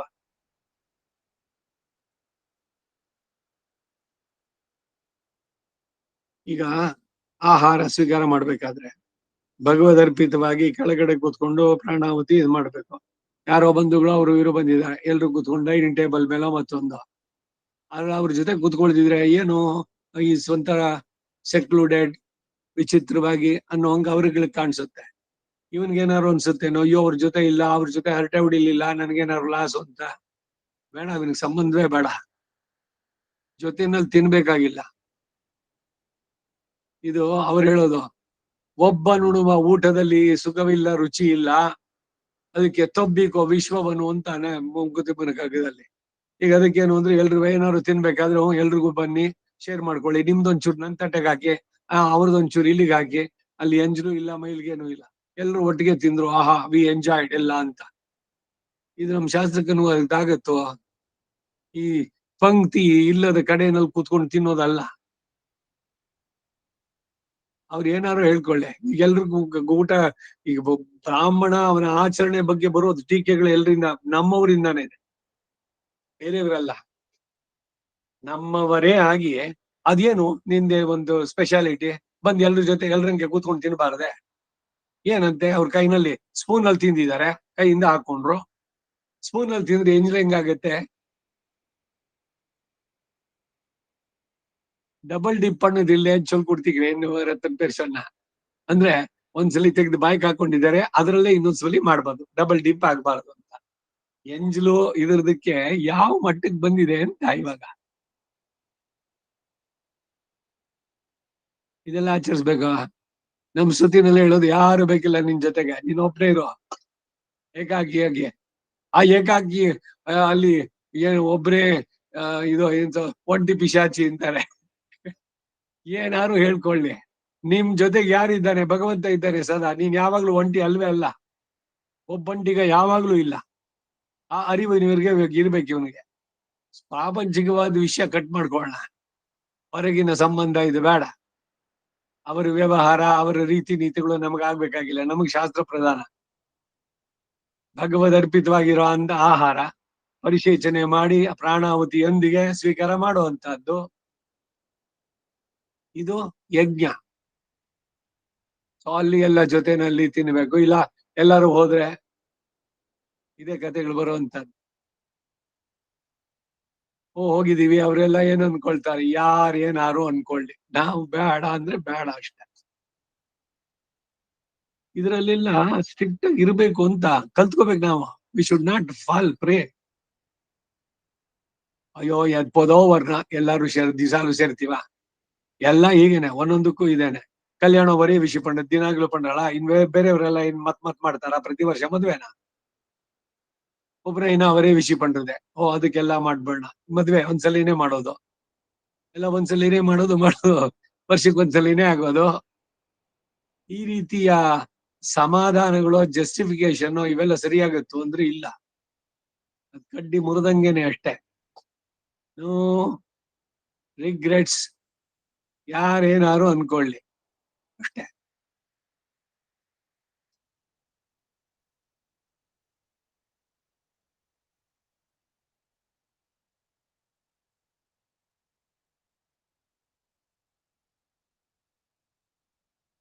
ಮನಸ್ಸನ್ನ ವಶ ಮಾಡಿಕೊಳ್ಳುವುದಕ್ಕಿಂತ ಬುದ್ಧಿಯನ್ನು ವಶ ಮಾಡಿಕೊಳ್ಳುವುದು ಇನ್ನೂ ಮೇಲಾದ್ದು ಅಂತ ಶ್ರುತಿ ಹೇಳೋದ್ರಿಂದ, ಯಥಚಿತ್ತ ಆತ್ಮ ನಿಯಮಿಸಲ್ಪಟ್ಟ ಅಂದ್ರೆ ನಿಗ್ರಹಿಸಲ್ಪಟ್ಟಂತ ಬುದ್ಧಿ ಮನಸ್ಸುಗಳನ್ನು ಉಳ್ಳವನಾಗಿ, ಅಂದ್ರೆ ಅವುಗಳನ್ನು ವಶ ಮಾಡಿಕೊಂಡವನಾಗಿ, ನಿರಾಶೀಹಿ ಆತ್ಮ ಸಾಕ್ಷಾತ್ಕಾರವಲ್ಲದೆ ಇನ್ನು ಯಾವುದರಲ್ಲೂ ಆಶಾ ರಹಿತನಾಗಿ. ಆಸೆ ಬಿಟ್ಬಿಡಿ, ಆಸೆಯೇ ದುಃಖಕ್ಕೆ ಮೂಲ. ಸರಿ, ಭಗವಂತನ ನೋಡ್ಬೇಕು ಅನ್ನೋದು ಒಂದು ಆಸೆ, ಅದನ್ನ ಬಿಟ್ಬಿಡೋದೆ. ಎಲ್ಲ ಹಂತ ಹಂತವಾಗಿ ಭೂಮ ವಿದ್ಯೆನಲ್ಲಿ ನೋಡಿದ್ರೆ ನಿಮ್ಗೆಲ್ಲ ಹೇಳ್ತೆ. ಚಿತ್ತ, ಸಂಕಲ್ಪ, ಗೊತ್ತೈತೆ, ಮನಸ್ಸು, ಅಹಂಕಾರ, ಎಲ್ಲ ಒಂದೊಂದೇನೆ ಬಹಳ ಸೂಕ್ಷ್ಮವಾದ ಡಿಫರೆನ್ಸಸ್. ಇಂಗ್ಲಿಷ್ ನಲ್ಲಿ ತಗೊಂಡ್ರೆ ಏನ್ ಹೇಳ್ತಾರೆ? ಮೈಂಡ್, ಕಾನ್ಶಿಯಸ್, ಆಮೇಲೆ ಇಂಟೆಲೆಕ್ಟ್, ಇನ್ನೇನ್ ಹೇಳ್ತೀರಿ? ಯಾವುದು ಬುದ್ಧಿ, ಯಾವುದು ಮನಸ್ಸು, ಅಲ್ಲಿ ಯಾವುದು ಚಿತ್ತ, ಯಾವುದು ಸಂಕಲ್ಪ, ಅದನ್ನು ಬಹಳ ಸ್ಪಷ್ಟವಾಗಿ ಅಲ್ಲಿ ಹೇಳುತ್ತೆ ಭೂಮ ವಿದ್ಯೆನಲ್ಲಿ, ಒಂದಕ್ಕಿಂತ ಒಂದು ಹೇಗೆ ಅಂತ ಎಲ್ಲವನ್ನು ಕೂಡ. ಮನಸ್ಸನ್ನ ವಶ ಮಾಡಿಕೊಳ್ಳೋಕ್ಕಿಂತ ಬುದ್ಧಿಯನ್ನು ವಶ ಮಾಡಿಕೊಳ್ಳೋದು ಇನ್ನು ಮೇಲಾದ್ದು ಅಂತ ಶ್ರುತಿ ಹೇಳೋದ್ರಿಂದ, ಯಥಚಿತ್ತಾತ್ಮ ನೇಮಿಸಲ್ಪಟ್ಟ ಅಂದ್ರೆ ನಿಗ್ರಹಿಸಲ್ಪಟ್ಟಂತ ಬುದ್ಧಿ ಮನಸ್ಸುಗಳನ್ನು ಉಳ್ಳವನಾಗಿ, ಅಂದ್ರೆ ಅವುಗಳನ್ನು ವಶ ಮಾಡಿಕೊಂಡವನಾಗಿ, ನಿರಾಶಿಹಿ ಆತ್ಮ ಸಾಕ್ಷಾತ್ಕಾರವಲ್ಲದೆ ಇನ್ನು ಯಾವುದರಲ್ಲೂ ಆಶಾ ರಹಿತನಾಗಿ, ಅದರಿಂದಲೇ ಅಪರಿಗ್ರಹ ಯಾವುದರಲ್ಲೂ ಆಶೆ ಇಲ್ಲದ. ಈಗ ಅಲ್ಲಿ ಮನ ಇಂದ್ರಿಯಾಣಿ ಹಯಾನಾಹು ಮನಃ ಬುದ್ಧಿಂತು ಸಾರಥಿಂ ವಿದ್ಧಿ ಮನಃ ಪ್ರಗ್ರಹಮೇವಚ. ನೋಡಿ, ಬುದ್ಧಿಗೂ ಇದಕ್ಕೂ ಮನಸ್ಸು ಲಗಾಮ್ ಇದ್ದಂಗೆ, ಬುದ್ಧಿ ಆ ಲಗಾಮನ್ನು ಇಟ್ಕೊಂಡಿರೋನು. ಬುದ್ಧಿಂತು ಸಾರಥಿಂ ವಿದ್ಧಿ, ಬುದ್ಧಿ ಯಾವುದು, ಬುದ್ಧಿ ಯಾವುದು ಸರಿ ಯಾವ್ದು ತಪ್ಪು ಅನ್ನೋದು ವಿವೇಕ. ಆ ವಿವೇಕದಿಂದ ಇವನ ಮನಸ್ಸನ್ನ ಸರಿಯಾದ್ರಲ್ಲಿ ಹಾಕ್ಬೇಕು. ಕೆಟ್ಟದ್ರಲ್ಲಿ ಮನಸ್ಸು ಹೋಗುತ್ತೆ ಅಂದ್ರೆ ಎಳಿಬೇಕದನ್ನ. ಯಾವ್ದು ತಿನ್ನೋಣ ಅಂದ್ರೆ ನೋ, ಯಾವ್ದು ಹೇಳ್ಬೇಕದು? ವಿವೇಕ, ಬುದ್ಧಿ. ಇವನಿಗೆ ಗೊತ್ತಿಲ್ವಾ ಎಲ್ಲ ರೋಡ್ ಸೈಡ್ ನಲ್ಲಿ ತಿನ್ನೋದು ಶಾಸ್ತ್ರಕ್ಕೆ ವಿರುದ್ಧವಾದ್ದು ಅಂತ? ಅದು ಎಲ್ಲಿ ಬರುತ್ತೆ? ವಿವೇಕದಿಂದ ಬರುವಂತ. ಆ ವಿವೇಕದಿಂದ ಮನಸ್ಸನ್ನ ನಿಗ್ರಹಿಸ್ಬೇಕು. ಲಗಾಮ್ ಅಲ್ಲಿ, ಆ ಲಗಾಮ್ ಯಾವ್ದ್ರ ಮೇಲೆ ಹಾಕೋದು? ಇಂದ್ರಿಯಗಳ ಮೇಲೆ. ಇಲ್ಲಿದ್ರೆ ಒಂಚೂರು ಬಿಟ್ರೆ ಎಳ್ಕೊಂಡು ಹೋಗ್ಬಿಡುತ್ತೆ, ಕಾಲ ಅದ್ರ ಪಕ್ಕ ಕಟ್ಟೆ ಹೊಟ್ಟೆ ಬಿಡ್ತಾ ಆ ಕಡೆಗೆ. ಇನ್ನು ನೀವು ಡಿಸೈಡೇ ಮಾಡಿಲ್ಲ ಮನಸ್ಸಿನಲ್ಲಿ ತಿನ್ನೋದ ಬ್ಯಾಡ್ವಾ ಅನ್ನೋ ಅಷ್ಟರಲ್ಲಿ ಒಂದ್ ಸ್ವಲ್ಪ ಏನಾದ್ರು ಇಂದ್ರಿಯ ಜ್ವರ ಅದ, ಅಯ್ಯೋ ದಿನಾಗ್ಲೂ ಬರುವ, ಅಲ್ಲಿ ಶುರುವಾಗುತ್ತೆ ಈ ರಾವಣರ ಯುದ್ಧ, ಅಥವಾ ಧೃತರಾಷ್ಟ್ರನ್ಗೋ ಇವನ್ಗಾದಂತೆ. ನಮ್ಮ ಮನಸ್ಸಿನಲ್ಲೇನೆ ಒಂದು ಕಡೆ ಹೇಳುತ್ತೆ ನಾಲಿಗೆ ರುಚಿ, ಅಯ್ಯೋ ದಿವ್ಸಲ್ಲೂ ಬರೋಲ್ಲ, ಏನೋ ಒಂದ್ ದಿವ್ಸ ತಿಂದ್ರೆ ಏನಾಯ್ತು ಇವಾಗ, ಹೋಗ ಆಮೇಲೆ ಪ್ರಾಯಶ್ಚಿತ್ತ ಮಾಡ್ಕೊಂಡ್ಬಿಟ್ರೆ ಆಯ್ತು, ಪೂನೂಲ್ ಬದಲಾಯಿಸ್ಕೊಂಡು ನೋಡಿದ್ರೆ ಎಲ್ಲ ಏನೆಲ್ಲ ಕಥೆಗಳು ಗೊತ್ತಾ, ಸಮಾಧಾನಗಳು ಇದೆಲ್ಲ.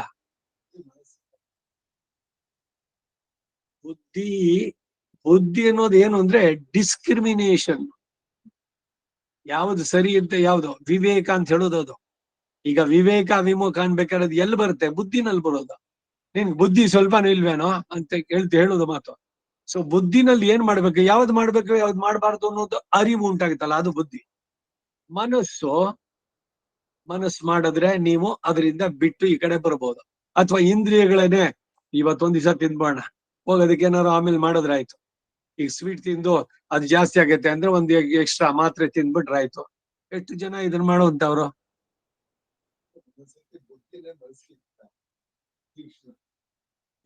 ನಾ சொல்றದೆ ಬುದ್ಧಿ ಬೇರೆ ಮನಸ್ಸು ಬೇರೆ. ಬುದ್ಧಿ ಅಂದ್ರೆ ವಿವೇಕ, ಯಾವ್ದು ಸರಿ ಯಾವ್ದು ತಪ್ಪು. ಮನಸ್ಸು ಯಾವ್ದಕ್ಕಾರು ಬರುತ್ತೆ. ನೀವು ತಿನ್ನೋದಕ್ಕೂ ಹೋಗೋದು ಮನಸ್ಸಿದ್ರೆ ತಾನೇ ನೀವು ತಿನ್ನೋದು, ಇಲ್ದಿರ್ ತಿಂತೀರಾ? ಸೊ ಬುದ್ಧಿಯಿಂದ ಮನಸ್ಸನ್ನ ಹಿಡಿಬೇಕು, ಅದು ಲಗಾಮು. ಯಾವ್ದ್ರ ಮೇಲೆ? ಇಂದ್ರಿಯಗಳ ಮೇಲೆ. ಮನಸ್ಸು ಲಗಾಮು, ಬುದ್ಧಿ ಸಾರಥಿ. ಬುದ್ಧಿಂತು ಸಾರಥಿಂ ವಿದ್ಯೆ ಮನಃ ಪ್ರಜ್ಞೆ ಇಂದ್ರಿಯಾಣಿ ಹಾಯಿ, ಕುದುರೆಗಳು ಇಂದ್ರಿಯಗಳು. ಸೊ ಬುದ್ಧಿ ಉಪಯೋಗಿಸ್ಬೇಕು. ಆ ಬುದ್ಧಿ ಏನು ಅಂತಂದ್ರೆ ಡಿಸ್ಕ್ರಿಷನ್ ಬಿಟ್ವೀನ್ ಯಾವುದು ಸರಿ ಯಾವುದು. ಅದನ್ನ ಹೇಗ್ ತಿಳಿಬೇಕು ಅಂದ್ರೆ ಶಾಸ್ತ್ರಜ್ಞಾನದಿಂದ. ಭಗವಂತ ಶಾಸ್ತ್ರಜ್ಞಾನವನ್ನ ಕೊಟ್ಟಿದ್ದಾನೆ, ನಿಮ್ಗೆ ಬುದ್ಧಿ ಕೊಟ್ಟಿದ್ದಾನೆ. ಯಾವ್ದು ಸರಿ ಯಾವ್ದು ತಪ್ಪು ಅಂತ ತಿಳಿಯುವ ಅರಿವಿದೆಯಲ್ಲ, ದಟ್ ಈಸ್ ಬುದ್ಧಿ. ಅದನ್ನ ಉಪಯೋಗಿಸ್ಕೊಂಡು ನಿಮ್ಮ ಮನಸ್ಸನ್ನ ನೀವು ನಿಗ್ರಹಿಸಿ ಕಂಟ್ರೋಲ್ ಯುವರ್ ಮೈಂಡ್ ಅನ್ನೋದು ಇಲ್ಲಿ. ಸೆನ್ಸಸ್, ಸೆನ್ಸರಿ ಪ್ಲೆಜರ್ಸ್ ಗಳಿಗೆ ಮನಸ್ಸನ್ನ ಕೊಡಬೇಡಿ, ಅವಾಗ ಉದ್ಧಾರ ಆಗ್ತೀರಿ. ಆ ಮನಸ್ಸು ಹೆಲ್ಪ್ಫುಲ್ ಆಗತ್ತೆ. ಇಲ್ಲ ಅದ್ರ ಜೊತೆಗೆ ಸೇರ್ಕೊಂಡ್ರೆ ಅವಾಗ ಅನುಭವಿಸ್ಬೇಕಾಗತ್ತೆ. ಎಲ್ಲ ಒಂದೊಂದಕ್ಕೂ ಕೂಡ ಹೇಳುವಂತದ್ದು. ಅಪರಿಗ್ರಹ, ಯಾವುದರಲ್ಲೂ ಆಶೆ ಇಲ್ಲದೆ ಇರೋದ್ರಿಂದ ಯಾವುದನ್ನು ಸ್ವೀಕರಿಸಿದವನಾಗಿ, ಅಂದ್ರೆ ಯಾವುದರಲ್ಲೂ ಮಮತೆ ಇಲ್ಲದವನಾಗಿ, ಆತ್ಮಾನಂ ಯುಂಜೀತ, ತನ್ನ ಆತ್ಮ ಸ್ವರೂಪವನ್ನ ಕುರಿತು ಯೋಗದಲ್ಲಿ ಇರತಕ್ಕದ್ದು, ಏಕಾಗ್ರ ಚಿತ್ತತೆಯಿಂದ ಚಿಂತಿಸತಕ್ಕದ್ದು ಅನ್ನುವ ಭಾವ. ಆ ಏಕಾಗ್ರತೆ ಬರಬೇಕಾಗಿದೆ ಈ ಬಾಹ್ಯ ವಿಷಯಗಳಲ್ಲಿ ಅನಾಸಕ್ತಿ ಬೆಳೆಸ್ಕೊಳ್ಬೇಕು. ಏನೋ ಹೊರಗಡೆ ಬಂದ್ರು, ಯಾರೋ ಬಂದ್ರು, ಏನೋ ಫಂಕ್ಷನ್ ಅಥವಾ ನಾಳೆ ದಿವಸದಕ್ಕೆ ಏನೋ ಮನೆಯಲ್ಲಿ ಸಿದ್ಧತೆ ಏನೋ ಆಗ್ತಿದೆ, ನೀವೇನು ಮಾಡ್ತಾ ಇದ್ದೀರಿ ಓದೋಕ್ ಕೂತಾಗ ನಿಮ್ ಏಕಾಗ್ರತೆಗೆ ಭಂಗ ಆಗ್ಬಾರ್ದು. ಅವ ಏನೋ ಸುಲ್ಕಂಡಿಕ ಓಯ್ ಅದು ಇದು ಹಿಂಗೆ ಇರ್ಕನ್ನ ನಾವ್ ಹೆಂಗ್ ವಚ್ಚಿರ್ಕೆ ವಾಂಕ್ಯೋ ಈ ಮಧ್ಯದಲ್ಲಿ ಅದ್ರಲ್ಲಿ ಇನ್ವಾಲ್ವ್ಮೆಂಟ್. ಅವನ್ ಇನ್ನೆಲ್ಲ ಹೋಗಿ ತಗೊಂಡ್ಬರ್ತಾನೆ, ಅದಕ್ಕೆ ನಾನು ಇಲ್ಲಿ ಎತ್ತಿಟ್ಟಿದ್ದೀನಿ ಅದ್ ತಗೊಂಡೋಗು ಅಂತ. ಯಾಕೆ? ನಿಮ್ ಮನಸ್ಸು ಅವನು ಹೇಳೋದ್ರ ಬಗ್ಗೆ ನಿಮ್ ಗಮನ ಅಲ್ಲಿ ಹೋಯ್ತು. ಬೇಡ, ಅವ್ರು ಏನಾದ್ರು ಮಾಡ್ಕೊಳ್ಳಿ, ನಿಮ್ ಕಾನ್ಸಂಟ್ರೇಷನ್ ಈ ಕಡೆ. ಹೀಗೆ ಪ್ರಾಪಂಚಿಕವಾದ ವಿಷಯದಲ್ಲಿ ಅನ್ಅಟ್ಯಾಚ್ಡ್, ಸಂಬಂಧ ಇಲ್ಲದಂತೆ ನೀವಿರ್ಬೇಕು. ಹಾಗಿದ್ದಾಗ ಈ ಏಕಾಗ್ರತೆ ಸಾಧ್ಯವಾಗುತ್ತೆ. ಇಲ್ದಿದ್ರೆ ಚಂಚಲತೆ ಹೋಗುತ್ತೆ, ಕಾನ್ಸಂಟ್ರೇಷನ್. ಇದು ನಮಗ್ ಬರೀ ಒಂದ್ ಸಂಧ್ಯಾವನೆ ಮಾಡ್ಬೇಕಾದ್ರೂ ಬರಬೇಕಾದ್ದು ಇದು. ಆ ಸಂದರ್ಭದಲ್ಲಿ ಬೇರೆ ಯಾವ ಚಿಂತನೆನೂ ಬರಬಾರ್ದು. ಬಿಲ್ ಕಟ್ಟಿಲ್ಲೇ ಇರ್ವಿ ತಾರ್ ಹಾಕೋಣಂತೆ, ಇಲ್ದಿರಿ ಅವನು ನೆಕ್ಸ್ಟ್ ಇಂಟ್ರೆಸ್ಟ್ ಇನ್ನೊಂದು ಹಾಕ್ತಾನೆ, ಸಂಧ್ಯಾವನೆ ಜಪ ಕೂತಿರೋದು. ಅವಾಗ ಆತರ ಯಾವ್ದಾದ್ರು ಮನಸ್ಸಿಗೆ ಪ್ರತಿಯಾಗಿ ಬರೋದು. ಅದಕ್ಕೇನ್ ಪರಿಹಾರ ಗೊತ್ತಾ? ಒಂದ್ ಪೆನ್ನು ಪೇಪರ್ ಇಟ್ಕೊಂಡ್ಬಿಟ್ಟು ಅವಾಗ ನೀವ್ ಏನೇನ್ ಮನಸ್ಸಲ್ಲಿ ಬರ್ತೋ ಅದೆಲ್ಲ ಬರೆದು ಬಿಡಿ. ಬ್ಯಾಂಕ್ ಹೋಗ್ಬೇಕಾಗಿತ್ತು, ಬಿಲ್ ಕಟ್ಟಬೇಕಾಗಿತ್ತು, ಅದೆಲ್ಲ ಅಲ್ಲಿ ಬರೆದು ಬಿಟ್ಟು ಇಟ್ಬಿಡಿ. ಇಲ್ಲಿ ಕಾನ್ಸಂಟ್ರೇಟ್ ಮಾಡಿ ಮುಗಿಸಿದ ಮೇಲೆ ಅಲ್ಲಿ ತಗೊಳ್ಳಿ. ಅದನ್ನ ತಗೊಂಡು ಏನ್ ಮಾಡ್ಬೇಕು ಅದು ಪೇಮೆಂಟೋ ಮತ್ತೊಂದು ಏನೋ ಮಾಡಿ. ಇಲ್ದಿದ್ರೆ ಆಗುತ್ತೆ ಅಂದ್ರೆ ಅಯ್ಯೋ ಇನ್ನೀಗ್ ಮರೆದು போயிட்டாಕ ಇಪ್ಪ ಜ್ಞಾಪಕ ಹೊಂದಿರ್ಕಂಡ ಇನ್ನೊಂದ್ ಕ್ಷಣಕ್ ಮರ್ತು ಬಿಟ್ರೆ ಆಮೇಲೆ ಟ್ಯಾಕ್ಸ್ ಕಟ್ಟಬೇಕು, ಇಲ್ಲ ಅದು ಪೆನಾಲ್ಟಿ ಕಟ್ಟಬೇಕು, ಏನೋ ಒಂದ್ ಬರುತ್ತೆ. ಅದ್ರ ಕಡೆಗೆ ಗಮನ ಹೋದ್ರೆ ಇವಾಗ ಇಲ್ಲಿ ಜಪಾನು ಆಗ್ಲಿಲ್ಲ, ಅಲ್ಲಿ ದುಡ್ಡು ಕಟ್ಟದಂಗೂ ಆಗ್ಲಿಲ್ಲ. ಯಾಕೆಂದ್ರೆ ದುಡ್ಡು ಕಟ್ಟೋಕ್ ನೀವು ಸಂಧ್ಯಾವನೆ ಮಾಡ್ತಾ ಕೂತಿದ್ದೀರಿ. ಇದು ಮನಸ್ಸಿನ ಇವುಗಳನ್ನು ಬಿಡಿಸ್ಕೊಳ್ಳೋದು ಹೇಗೆ ಅಂತ. ಏನೋ ಕೆಲಸ ಮಾಡ್ಬೇಕು ಅನ್ಸಿರುತ್ತೆ, ಏನೇನೋ ಮಾಡ್ಬೇಕು, ಅದ್ ಮಾಡ್ಬೇಕು ಇದ್ ಮಾಡ್ಬೇಕು, ಅಲ್ಲೋದ್ರೆ ಇಲ್ಲೋದ್ರೆ ಅಂತ ಎಲ್ಲ ಪೆನ್ಸಿಲ್ ನಲ್ಲಿ ಹಾಕೊಂಡು ಆಮೇಲೆ ಯಾವಾಗ್ಲ ಕೂತ್ಕೊಂಡಾಗ ಏನೇನಾಯ್ತು ಟಿಕ್ ಮಾರ್ಕ್ ಮಾಡಿ, ಯಾವ್ದಾಗಿಲ್ವೋ ಅದನ್ನ ತಗೊಳ್ಳಿ ಮುಂದಿನದಕ್ಕೆ, ಯಾವ್ದು ಪೆಂಡಿಂಗ್ ಅದು.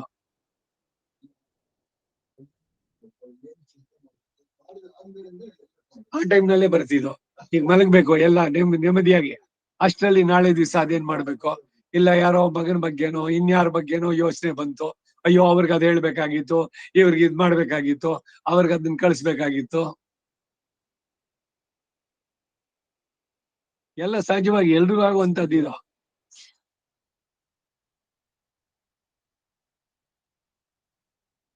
இப்போ இதெல்லாம் ஏதோ இவெண்ட் எனக்கெல்லாம் கொடுத்தீங்க மேல வச்சு தூளாக்கி நினைக்கிறேன். இது வாங்கிட்டு அந்த கிளாஸ் சேம்பர் உள்ள வைக்கணும்னு ஒரு வாரத்தை நான் நினைக்கிறேன். அந்த ಪುಸ್ತಕಕ್ಕೆ ಉಂಡ್ಬಿಟ್ಟ ಹಿಂಗ ವಕೀಲ ಇದು ವರ್ಷ ಕೂತ್ಕೊಳ್ಳೋಕಿಲ್ಲ, ಅದೇನ್ ಪ್ರದರ್ಶನ ಆಗ್ಬೇಕಾಗಿಲ್ಲ, ಅಲ್ಲೆಲ್ಲೋ ಇಟ್ಟಿತ್ತು ಅದ್ ತೆಗೆದು ಇಲ್ಲಿ ಇಟ್ಟಿದ್ದು. ಹೀಗೆ ಅದಕ್ಕೆ ಕೆಲಸಕ್ಕೆ ಎಷ್ಟು ಒಂದು 5-10 ನಿಮಿಷದಲ್ಲಿ ಮುಗಿಸ್ಬಿಡುವುದು ಕೆಲಸ. ಆ 10 ನಿಮಿಷದ ಕೆಲಸಕ್ಕೆ ಒಂದು ವಾರದಿಂದಾನು ಅದಕ್ಕೆ ಟೈಮ್ ಆಗಿಲ್ಲ. ಯಾಕೆಂದ್ರೆ ಇಲ್ಲಿ ಬಂದಾಗ ಅದ್ ಮಾಡ್ಬೇಕು ಅನ್ಕೊಳ್ಳೋದು, ಅಲ್ಲಿಂದ ಹೋದ್ಮೇಲೆ ಅದು ಹೋಯ್ತು, ಇನ್ನೇನೋ ಬಂತು ಅಲ್ಲಿ ಇನ್ನೊಂದ್ ಫ್ಲೋರ್ ನಲ್ಲಿ ಹೋದಾಗ. ಹೀಗೆ ಇದ್ದಕ್ಕೇನು ಅಂದ್ರೆ ಇದೆಲ್ಲ ಪ್ಲಾನಿಂಗ್ ಉಳ್ವರ ಪಡ್ತಾರೆ. 6 ತಿಂಗಳ ಮೇಲೆ ಮಾಡುವಂತ ಕೆಲಸಗಳು. ಈಗ 6 ಮಂತ್ಸ್ ಒಂದು ಟ್ಯಾಕ್ಸ್ ಕಟ್ಟೋದು, ಬಿಲ್ಡಿಂಗ್ ಹಾಫ್ ಮಂತ್ ಇದು ಆಗಿದ್ರೆ INI ಅಥವಾ ವಾರ್ಷಿಕವಾಗಿ ಮಾಡುವಂತದ್ದು. ಸೊ ಇಯರ್ಲಿ ಒನ್ಸ್ ಮಾಡುವಂತ ಕೆಲಸಗಳು ಯಾವ್ದು ಅದನ್ನ ಲಿಸ್ಟ್ ಮಾಡಿ ಇಡಿ. 6 ಮಂತ್ಸ್ಗೆ ಮಂತ್ಲಿ ಒನ್ಸ್ ಏನ್ ಮಾಡುವಂತಿದೆ, ಬಿಲ್ ಕಟ್ಟೋದು, ಅದು ಯಾವ ಡೇಟ್ಗೆ ಅದನ್ನ, ಮತ್ತೆ ವಾರಕ್ಕೊಂದ್ಸಲಿ ಮಾಡುವಂತಹದ್ದು ಎಲ್ಲವೂ ಕೂಡ. ಎಲ್ಲದಕ್ಕೂ ಪ್ಲಾನಿಂಗು. ನಾಳೆ ದಿವಸ ಮಾಡುವಂತ ಕೆಲಸಗಳು ಯಾವ್ದು, ಅದ್ರಲ್ಲಿ ಪ್ರಯಾರಿಟಿ ಯಾವ್ದು, ಯಾವ್ದು ಫಸ್ಟ್ ಆಗ್ಬೇಕು, ಯಾವ್ದು ಆಮೇಲೆ ಆಗ್ಬೇಕು, ಎಲ್ಲ ಪ್ಲಾನಿಂಗು ಎಷ್ಟು ಚೆನ್ನಾಗಿದೆ ಗೊತ್ತಾ. ಇದಕ್ಕೆಲ್ಲ ಇದೇ ಪಂಡಿತ ಪ್ಲಾನಿಂಗ್ ಬುಕ್ಗಳೇ ಇಕ್ಕಲ್ಲ ಮಾಸತ್ಗೆ ಇದೆ. Things that has to be done today 9 o'clock, 10 o'clock, 11 o'clock, hour wise. Meetings ಆಗ್ಲಿ, ಇವನ್ ಪರ್ಸನಲ್ ಕೆಲಸಗಳೇ ಆಗ್ಲಿ, ಎಲ್ಲದಕ್ಕೂ ಅಷ್ಟೇ ಯಾವ್ದು ಯಾವಾಗ ಮಾಡ್ಬೇಕು ಅದಿಲ್ಲಿರ್ಬೇಕು ಪಕ್ಕದಲ್ಲಿ ನೋಡ್ಕೊಳ್ಳೋದು, ಅದರಲ್ಲಿ ಮಾಡೋದು. ಹೀಗೆ ಪ್ಲಾನ್ ಮಾಡಿ ವರ್ಕ್ ಮಾಡಿದ್ರೆ ಯಾವುದು ಮಿಸ್ ಆಗೋಲ್ಲ. ಆಮೇಲೆ ಈಗ ಏನೋದ ಒಂದು ಕೆಲಸ ಮಾಡಕ್ ಹೊಟ್ಟಿದೀವಿ, ಅದ್ರ ಮಧ್ಯದಲ್ಲಿ ಇನ್ನೇನು ಸಿಗ್ತಲ್ಲಿ ಆ ಕಡೆ ಕೊಟ್ಟೋಗೋದು, ಆ ಕೆಲಸ ಆಗೋದೇ ಇಲ್ಲ. ಇಲ್ಲಿಂದ ಮಲ್ಲೇಶ್ವರಂ 18th ಕ್ಲಾಸ್ ಹೋಗ್ಬೇಕು ಅಂತ ಹೊರಟಿರೋದು, ಮಧ್ಯದಲ್ಲಿ ಇನ್ನೆಲ್ಲೋ ಕ್ರಾಸ್ ಅಲ್ಲಿ ಹೋಗ್ಬಿಟ್ಟು ಸರಿ ಇನ್ನಿಕ್ಕಿದೆ ಆಚೆ, ಅದು 18th ಕ್ಲಾಸ್ ಏನಿದೆ. ಹೀಗಾಗ್ಬಾರ್ದು. ಮಲ್ಟಿ ಟಾಸ್ಕ್ ಅಂತ ನನ್ನಿಂದ ಇವರೆಲ್ಲ ತಮಾಷೆ ಮಾಡ್ತಾನೆ. ಈಗ ನಾ ಮನೆಯಿಂದ ಹೊರಟ್ರೆ ಎಲ್ಲ ಒಂದಷ್ಟು ಕೆಲ್ಸಗಳು ಉದ್ದಕ್ಕೂ ಏನೇನ್ ಮಾಡ್ಬೇಕು ಅದೆಲ್ಲ ಪ್ಲಾನ್ ಮಾಡ್ಕೊಂಡು ಎಲ್ಲ ಒಂದ್ಸಲಿ ಮುಗಿಸ್ಕೋಬಹುದು. ಇಲ್ರಿ ಇವತ್ತು ಒಂದ್ ದಿವಸ ಬ್ಯಾಂಕ್ ಹೋಗಿ, ಇನ್ನೊಂದ್ ದಿವಸ ಆಮೇಲೆ ಇನ್ಯಾವ್ದಕ್ಕೂ ಹೋಗಿ, ಇನ್ಯಾವ್ದೋ ಗಡಿಯಾರದ ಅಂಗಡಿಗೆ ಹೋಗಿ ಅವನೇನೋ ಒಂಚೂರು ರಿಪೇರಿ ಇದ್ದ ಯಾವ್ದೋ ನೋಡ್ಬೇಕಾಗಿತ್ತು, ಮತ್ ಇನ್ನೊಂದ್ ದಿವಸ ಒಂದೊಂದು ಎಲ್ಲ ಒಂದೇ ಲೈನ್ ನಲ್ಲಿ ಹೋಗ್ಬೇಕಾದ್ರೆ ಯಾವ್ದಾದ್ಮೇಲೆ ಯಾವ್ದು ಒಂದ್ಸಲಿ ಹೊರಟು ಎಲ್ಲ ಮುಗಿಸ್ಕೊಂಡ್ ಬಂದ್ಬಿಟ್ಟ, ಮುಗೀತು. ಮಲ್ಟಿ ಟಾಸ್ಕ್ಗಳು ಮಾಡೋದಕ್ ಆಗೋಲ್ಲ ಅಂತಲ್ಲ, ಒಂದೊಂದ್ ದಿವಸ ಇಟ್ಕೊಂಡು ಮಾಡಿದ್ರೆ ಸಮಯ ಟೈಮು ಎಲ್ಲಾನು ವೇಸ್ಟ್. ಹೌ ಯು ಪ್ಲಾನ್, ಅದ್ರ ಮೇಲೆ first you plan, then work the plan, execution. ಇದು ನಾವೆಲ್ಲ ಟ್ರೈನ್ ಮಾಡ್ತಾ ಇದ್ದೀವಿ ನಾವು ರೆಪ್ರೆಸೆಂಟೇಟಿವ್ಸ್ನೆಲ್ಲ. ಈಗ ರೆಪ್ರೆಸೆಂಟೇಟಿವ್ ಬ್ಯಾಗ್ ಇದೆಯಲ್ಲ, ಆ ಡಾಕ್ಟರ್ ಮುಂದೆ ಕೂತಿದ್ದಾಗ ಅವನ ಮುಖನೇ ನೋಡ್ತಾ ಇರ್ಬೇಕು, ಕಣ್ಣು, ಅವ್ನ ಡೈರೆಕ್ಷನ್ ಚೇಂಜ್ ಆಗ್ಬಾರ್ದು. ಯಾಕೆಂದ್ರೆ ಅವ್ನ ಕಾನ್ಸಂಟ್ರೇಷನ್ ಹೊಟ್ಟೋಗುತ್ತೆ, ಸಿಗೋದು 2 ನಿಮಿಷ ಅಲ್ಲಿ.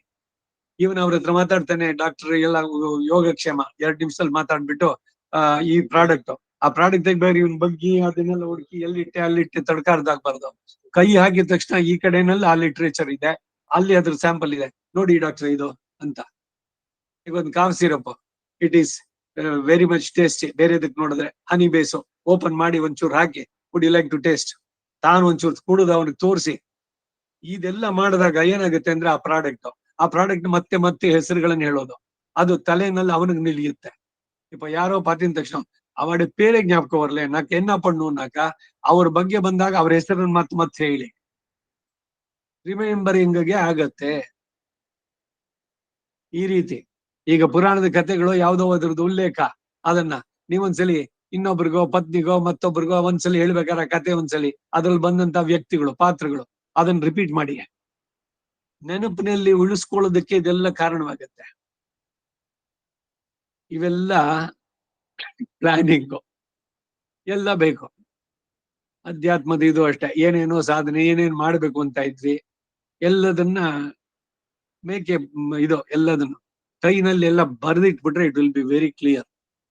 ಆಮೇಲೆ ಯಾವಾಗ್ಲೂ ಕೂತ್ಕೊಳ್ತೀರ, ಬೆಳಗ್ಗೆನೋ ಸಾಯಂಕಾಲನೋ ಒಂದ್ಸಲ ಏನೇನು ಉಳಿದಿತ್ತು ಒಂಚೂರು, ಏನೇನೋ ಕೆಲಸ ಮಾಡ್ಬೇಕು ಅಂತಿದ್ನಲ್ಲ ಎಲ್ಲ ತಲೆನಲ್ಲೇ ಇರ್ಬೇಕು ಅಂತಿಲ್ಲ, ಬರೆದ ಮೇಲೆ ಅಲ್ಲಿ ಆಯ್ತು, ಅದು ಟಿಕ್ ಮಾರ್ಕ್ ಮಾಡದ. ಆಗಿಲ್ವಾ ಅದನ್ನ ನೆಕ್ಸ್ಟ್ ಡೇಗೆ ಅದನ್ನ ಟ್ರಾನ್ಸ್ಫರ್ ಮಾಡ್ಕೊಂಡ. ವ್ಯವಸ್ಥಿತವಾಗಿ ವಿವೇಕದಿಂದ ಮಾಡುವಂತ ಕೆಲಸಗಳು. ಇದು ಬರೀ ಪ್ರಾಪಂಚಿಕವಾದ ವಿಷಯಕ್ಕೆ ವ್ಯವಹಾರಕ್ಕೆ ಅಂತಲ್ಲ, ಅಧ್ಯಾತ್ಮ ಸಾಧನೆಗೂ ಅಷ್ಟೆ. ಈಗೇನೋ ಓದ್ಬೇಕು, ಯಾವ್ದನ್ನೋ ಮಾಡ್ಬೇಕು ಅಂತಿದ್ದೀರಿ, ಅದಂಗೇ ಇರೋದು ಬೇಡ. ಒಂದನ್ನೇ ತಗೊಂಡು ದಿವ್ಸದ ಪೂರ ಅದನ್ನೇ ಹೇಳೋಕ್ಕಾಗಲ್ಲ. ಅದಕ್ಕಾಗಿ 1 ಗಂಟೆ ಕಾಲ ಅದಕ್ಕೆ ಟೈಮ್ ಇಟ್ರೆ ಆಮೇಲೆ ಮುಂದಿಂದಕ್ಕೆ ಇನ್ನೊಂದು ಬರಹವೋ ಲೇಖನವೋ ಇಲ್ಲ ಪಾರಾಯಣವೋ, ಈಗ ವೇದ ಪಾರಾಯಣ, ಬ್ರಹ್ಮಯಜ್ಞ, ಯಾವ್ದನ್ನ ಓದ್ಬೇಕು, ಯಾವ್ದು ಓದಿದ್ರಿ, ಯಾವ್ದು ರಿಪೀಟ್ ಆಯ್ತು, ಯಾವ್ದು ಬಹಳ ಹಿಂದಿ ದಿವ್ಸ ಮಾಡಿಲ್ಲ ಅಂತದನ್ನ ತಗೋಬೇಕು. ಆ ಒಂದ್ ಪುಸ್ತಕ ತಗೊಂಡ್ರೆ ದಿವ್ಸಾಲು ಓದಿರ್ತು, ಒಂದೊಂದು ಪ್ರಶ್ನೆ ಮುಟ್ಟ ಆ ಪುಸ್ತಕ ಮುಗಿಸಿ ಆರಣ್ಯಕ 1, 2, 3, 2 ಆಯ್ತು, 3ನೇದು, 3 ಆದ್ಮೇಲೆ ಮತ್ತೆ ಹಿಂದಕ್ಕೆ. ಈ ರೀತಿ ಭಗವದ್ಗೀತೆ 18 ಅಧ್ಯಾಯ, 1 ಶುರು ಮಾಡಿದ್ರಿ 10, 11, 12, 18ಕ್ಕೆ ಬಂದ್ರಿ, 18 ಆದ್ಮೇಲೆ ಮತ್ತೆ ಮೊದಲನೇದು ಆರಂಭ. ಈ ರೀತಿ ಎಲ್ಲದಕ್ಕೂ ಪ್ಲಾನಿಂಗ್ ಸರಿಯಾಗಿ ಬೇಕು. ಅದೆಲ್ಲವೂ ಕೂಡ ಇಲ್ಲಿ ಅನ್ವಯ ಯೋಗಾರೂಢನಾಗಿ ಮಾಡ್ಬೇಕಾದ್ರೆ ಹೊರಗಿನ ಈ ಪ್ರಲೋಭನೆಗಳು ಪ್ರಚೋದನೆಗಳು ಬರುತ್ತಲ್ಲ, ಅವುಗಳನ್ನೆಲ್ಲ ಅವಾಯ್ಡ್ ಮಾಡಿ ಮಾಡ್ಬೇಕು. ಯಾವುದರಲ್ಲೂ ಮಮತೆ ಇಲ್ಲದವನಾದ್ರೆ ಇವನಿಗೆ ಕಾನ್ಸಂಟ್ರೇಷನ್ ಚೆನ್ನಾಗಾಗುತ್ತೆ. ಇವನ ಆತ್ಮದ ಉದ್ಧಾರದ ಬಗ್ಗೆ ಚಿಂತನೆ ಸಾಕು, ಯಾರೇನ್ ಬೇಕೋ ಮಾಡ್ಕೊಳ್ಳಿ. ಆತ್ಮಾನಂ ಯುಂಜೀತ, ತನ್ನ ಆತ್ಮ ಸ್ವರೂಪವನ್ನು ಕುರಿತು ಯೋಗದಲ್ಲಿ ಇರತಕ್ಕದ್ದು, ಏಕಾಗ್ರ ಚಿತ್ತತೆಯಿಂದ ಚಿಂತಿಸತಕ್ಕದ್ದು, ಅದೇ ಯೋಗ. ಇಲ್ಲಿ ಆತ್ಮದ ಬಗ್ಗೆ ಚಿಂತನೆ ನಿರಂತರವಾಗಿ ಸಾಗಬೇಕು. ಅದಕ್ಕಾಗಿ ಆತ್ಮ ಎಂದರೆ ಮನಸ್ಸು ಅಂತ ಅರ್ಥ ಮಾಡಿದ್ರೆ ಮನಸ್ಸನ್ನ ಆತ್ಮ ಸ್ವರೂಪದ ಧ್ಯಾನದಲ್ಲಿ ಸೇರಿಸ್ತಕ್ಕದ್ದು ಎಂಬ ಅಭಿಪ್ರಾಯ ಆಗತ್ತೆ. ಈಗ ಇದಕ್ಕೆ ಭಾಷ್ಯ ರಾಮಾನುಜರದು: ಯೋಗಿ ಉಕ್ತ ಪ್ರಕಾರ ಕರ್ಮಯೋಗ ನಿಷ್ಠ ಸತತಂ ಆಹಾರಾಹ ಯೋಗ ಕಾಲೇ ಆತ್ಮಾನಂ ಯುಜ್ಜಿತ. ಸ್ಪೆಸಿಫಿಕ್ ಟೈಮ್ ಧ್ಯಾನಕ್ಕೆ ಇವಕ್ಕೆಲ್ಲ ಒಂದೊಂದು. ಇವತ್ ಬೆಳಗ್ಗೆ ಮಾಡೋದು ನಾಳೆ ಸಾಯಂಕಾಲ ಮಾಡ್ತೀನಿ, ಇನ್ಯಾವುಗಳ ಮಧ್ಯಾಹ್ನದಲ್ಲಿ ಮಾಡ್ತೀನಿ ಅಲ್ಲ, ಕ್ಲುಪ್ತ ಕಾಲದಲ್ಲಿ ಅದಿರ್ಬೇಕು. ಆತ್ಮಾನಂ ಯುಕ್ತಂ ಕುರ್ವೀತ ಸ್ವದರ್ಶನ ನಿಷ್ಠಂ ಕುರ್ವೀತ ಇತ್ಯರ್ಥ. ರಹಸಿ, ರಹಸಿ ಇದ್ರೆ ಜನವರ್ಜಿತೆ, ನಿಶ್ಶಬ್ದೇ ದೇಶೆ. ನೀವು ಜಪಕ್ಕೆ ಇದಕ್ಕೆ ಕೂತ್ಕೊಳ್ಬೇಕಾದ್ರೆ ನಿಶ್ಶಬ್ದವಾದ ದೇಶ ಇರ್ಬೇಕು, ಯಾವ ಸ್ಟಿಮ್ಯುಲೇಷನ್ಸ್ ಇರಬಾರ್ದು. ನಿಮ್ಮ ಮನೆ ಕೆಲ್ಸದವ್ಳು ಬರ್ತಾಳೆ, ಅವಳ ಹತ್ರ ಏನೋ ಮಾತು ಏನೋ ಆಗ್ತಾ ಇದೆ, ನೀವೇನೋ ಜಪಕ್ಕೆ ಕೂತಿದ್ದೀರಿ, ಆ ಮಾತು ಅವ್ರ ಇವ್ರ ಮಾತು ಅದೆಲ್ಲ ಕೇಳಿಸುತ್ತೆ, ನಿಮ್ ಜಪಕ್ಕೆ ಅದು ಅಡ್ಡಿ. ಆ ರೀತಿ ಡಿಸ್ಟ್ರಾಕ್ಷನ್ಸೇ ಬರಬಾರ್ದು. ಜನವರ್ಜಿತೆ ನಿಶ್ಶಬ್ದೇ ದೇಶೆ ಸ್ಥಿತ ಏಕಾಕಿ ತತ್ರಾಪಿ ನ ಸದ್ವಿತೀಯ ಯತಚಿತ್ತ ಆತ್ಮ ಯತಚಿತ್ತ ಮನಸ್ಕಃ ನಿರಾಶೀಹಿ ಆತ್ಮವ್ಯತಿರಿಕ್ತೆ ಕೃತ್ಸ್ನೆ ವಸ್ತುನಿ ನಿರಪೇಕ್ಷ ಅಪರಿಗ್ರಹ ತದ್ವ್ಯತಿರಿಕ್ತೆ ಕಸ್ಮಿಂಶ್ಚಿದಪಿ ಮಮತಾರಹಿತ. ಯಾರೋ ಏನೋ ತಂದ್ರೋ ಇಲ್ಲ ಇನ್ನೇನೋ ಕೊಡ್ತಾರೋ ಅಥವಾ ಮಾಡ್ತಾರೋ ಯಾವದ್ರ ಬಗ್ಗೆನೂ ಇವ್ ತಲೆ ಕೆಡ್ಸ್ಕೊಡೋದು ಬೇಕಿಲ್ಲ. ಬಂತ ಅಥವಾ ಸಿಕ್ತು ಅಂತಾನೋ ಇಲ್ಲ ಹೋಯ್ತು, ಎರಡಕ್ಕೂ ಇಲ್ಲ. ಆ ರೀತಿ ಇರೋ ರೀತಿನಲ್ಲಿ ಮಾಡ್ಬೇಕು ಅಂತಾರೆ. ಈಗ ಭಾಷ್ಯದ ಅರ್ಥ: ಈ ಅಧ್ಯಾಯದಲ್ಲಿ ಮುಖ್ಯವಾಗಿ ಹೇಳಲ್ಪಡುವಂತ ಕರ್ಮಯೋಗಿಯೋ ಆತ್ಮ ಚಿಂತನೆಯು ಈ ಶ್ಲೋಕ ಮೊದಲುಗೊಂಡು ವಿಧಿಸಲ್ಪಡುತ್ತೆ. ಈಗ ಈ 10ನೇ ಶ್ಲೋಕದಿಂದ ಶುರುವಾಗತ್ತೆ. ಹೌ ಯು ಶುಡ್ ಪ್ರಾಕ್ಟೀಸ್ ಯೋಗ. ಯೋಗ ಬರೋದಕ್ಕೆ ಸಿದ್ಧತೆ ಏನು ಅಂದ್ರೆ ಮೊದಲು ಪ್ರಾಪಂಚಿಕವಾದ ವಿಷಯದಲ್ಲಿ ಬಿಟ್ಟುಬಿಡಿ, ಕಾನ್ಸಂಟ್ರೇಟ್ ಆನ್ ಆತ್ಮದ ಇದಕ್ಕೆ. ಆ ಆತ್ಮ ಯಾಥಾತ್ಮ ಚಿಂತನೆ ಅಂದ್ರೆ ನನ್ನಲ್ಲಿರೋ ಆತ್ಮ ಶರೀರಕ್ಕಿಂತ ಬೇರೆಯಾದ್ದು, ಹಾಗೇನೆ ಬೇರೆ ಎಲ್ಲಲ್ಲಿ ಅದು ದೇವತೆನೋ ಮನುಷ್ಯವೋ ಪ್ರಾಣಿನೋ ಕ್ರಿಮಿನೋ ಅವುಗಳಲ್ಲೂ ಇರೋ ಆತ್ಮವೂ ಕೂಡ ನನ್ನ ಆತ್ಮದಷ್ಟೇ ಶುದ್ಧ ಅಣುಸ್ವರೂಪ ಜ್ಞಾನಾಕಾರ. ಮತ್ತೆ ಈ ಆತ್ಮ ಅವರಿಗೆ ಎಲ್ಲದರಲ್ಲೂ ಸಮತ್ವ, ಇವೆಲ್ಲ ನೋಡಿದ್ವಿ ಹಿಂದೆ. ಇದೆಲ್ಲ ಅರಿವು ಇರಬೇಕು ಆ ಸಂದರ್ಭದಲ್ಲಿ. ಹಾಗೆ ಎಲ್ಲರಲ್ಲೂ ಸಮತೆ ಕಾಣಬೇಕಾದ್ರೆ ಎಲ್ಲರನ್ನ ಸಮಾನವಾಗಿ ನೋಡುವಂತದ್ದು. ಇವನು ಅವನು ಚಂಡಾಲ, ಇವನು ನಾಯಿ, ಯಾವುದು ಬರಲ್ಲ. ಶುನಿಚ ಇವ ಶುಭಾಗ್ಯಚ, ಅದು ಆ ರೀತಿನಲ್ಲಿ. ಯೋಗಿ ಅಂದ್ರೆ ಉಕ್ತ ಪ್ರಕಾರ ಕರ್ಮಯೋಗನಿಷ್ಠ, ಹಿಂದೆ ಹೇಳಿದ ಲಕ್ಷಣಗಳುಂತಹ ಕರ್ಮಯೋಗನಿಷ್ಠ. ಹಿಂದೆ ಅನೇಕ ಕಡೆಗಳಲ್ಲಿ ಯೋಗಿ ಎಂಬ ಶಬ್ದ ಕರ್ಮಯೋಗನಿಷ್ಠನನ್ನೇ ಬೋಧಿಸೋದ್ರಿಂದ ಕರ್ಮಯೋಗನಿಷ್ಠ ಎಂದೇ ಭಾಷ್ಯ. ಆದ್ರಿಂದ ಯೋಗಿ ಶಬ್ದವು ಸನ್ಯಾಸಿಯನ್ನು ಬೋಧಿಸುತ್ತೆ ಎಂಬ ಅಭಿಪ್ರಾಯಕ್ಕೆ ಕಾರಣವಿಲ್ಲ. ಅದೆಲ್ಲ ಹಿಂದೆನೆ ನೋಡಿದೀವಿ ನಾವು. ಇಲ್ಲಿ ಯೋಗಿ ಅಂದ್ರೆ ಸನ್ಯಾಸಿ. ಸನ್ಯಾಸಿಗಳೆಲ್ಲ ಯೋಗಿಗಳಾಗ್ಬೇಕು, ಯೋಗಿಗಳೆಲ್ಲ ಸನ್ಯಾಸಿಗಳಲ್ಲ. ನೋಡಿ ರಿವರ್ಸ್ ಇದರಲ್ಲಿ ಯೋಗಿಯಾದವನು ಅವನು ಸನ್ಯಾಸಿ. ಏನು ಯಾವ ಅರ್ಥದಲ್ಲಿ ಸನ್ಯಾಸಿ? ಮದುವೆ ಮಾಡ್ಕೊಂಡೆ ಇಲ್ಲ ಹೆಂಡತಿ ಬಿಟ್ಬಿಟ್ಟ ಅಂತ ಅಲ್ಲ, ಯಾವ ವಿಷಯದಲ್ಲೂ ಅವನ ಆಸಕ್ತಿ ಇಲ್ಲ, ಸನ್ಯಾಸ ಎಲ್ಲವನ್ನು ಬಿಟ್ಟವನು. ಸೊ ಇಲ್ಲಿ ಸನ್ಯಾಸ ಆಶ್ರಮವನ್ನು ಹೇಳಿದ್ದಲ್ಲ. ಸನ್ಯಾಸ ಆಶ್ರಮದಲ್ಲಿರುವೆಲ್ಲ ಯೋಗಿಗಳಾಗ್ಬೇಕು. ಆದ್ರೆ ಯೋಗಿಗಳೆಲ್ಲ ಸನ್ಯಾಸಿಗಳಾಗ್ಬೇಕಾಗಿಲ್ಲ. ಗೃಹಸ್ಥನಾಗಿದ್ದು ಯೋಗಿ ಆಗಿರ್ಬೋದು, ಕರ್ಮಯೋಗಿ. ಈ ರೀತಿನಲ್ಲಿ ಕರ್ಮಯೋಗ ನಿಷ್ಠ. ಸತತಂ ಅಂದ್ರೆ ಯಾವಾಗ್ಲೂ ಅನ್ನೋ ಅರ್ಥ ಅಲ್ಲ, ಪ್ರತಿದಿನವೂ ಕ್ಲಿಪ್ತವಾಗಿ ಮಾಡಬೇಕಾದ್ದರಿಂದ ಆಹಾರಹ ಯೋಗ ಕಾಲೇ, ಪ್ರತಿದಿನದಲ್ಲೂ ಯೋಗಾಭ್ಯಾಸ ಕಾಲದಲ್ಲಿ. ಆತ್ಮಾನಂ ಯುಂಜೀತ ಅಂದರೆ ಆತ್ಮನಂ ಯುಕ್ತಂ ಕುರ್ವೀತ, ಆತ್ಮವನ್ನು ಕುರಿತು ಸಮಾಧಿಯನ್ನು ಅನುಷ್ಠಿಸ್ತಕ್ಕದ್ದು. ಅಂದ್ರೆ ತಾತ್ಪರ್ಯವನ್ನ ವ್ಯುತ್ಪತ್ತಿಗೆ ಅನುಗುಣವಾಗಿ ತಿಳಿಸ್ತಾರೆ. ಸ್ವದರ್ಶನ ನಿಷ್ಠಂ ಕುರ್ವೀತ ಇತ್ಯರ್ಥ. ತನ್ನ ಸಾಕ್ಷಾತ್ಕಾರ ನಿಷ್ಠನಾಗಿ ಮಾಡತಕ್ಕದ್ದು ಎಂಬ ತಾತ್ಪರ್ಯ. ಸಾಕ್ಷಾತ್ಕಾರವು ಅಭ್ಯಾಸದಿಂದ ಉಂಟಾಗದು. ಪ್ರತಿದಿನ ಕ್ಲುಪ್ತ ಕಾಲದಲ್ಲಿ ಅಭ್ಯಾಸ ಆಗ್ಬಿಡಬೇಕು. ಸಂಧ್ಯಾವನೆ ಮಾಡಿದ ತಕ್ಷಣ ವಿಷ್ಣು ಸಹಸ್ರನಾಮ ಜೊತೆನಲ್ಲಿ ಹೊರಟೋಗ್ಬೇಕದು. ಹಾಗೆ ಅಭ್ಯಾಸ. ಅಭ್ಯಾಸ ಏನದು ಕೌಂತೆಯ ನಿಯತ ಕಾಲಗಳಲ್ಲಿ ಮಾಡೋದು ಇದೆಯಲ್ಲ. ಆಹಾಹ ಅಂದ್ರೆ ಬೆಳಗ್ಗೆ, ಅಹಹ ರಾತ್ರಿ, ಅಹಹ ಮತ್ತೆ ಅಹಹ ಅಂತಂದ್ರೆ ಆಹಾರಹ, ಆಹಾರಾಹ ದಿನವು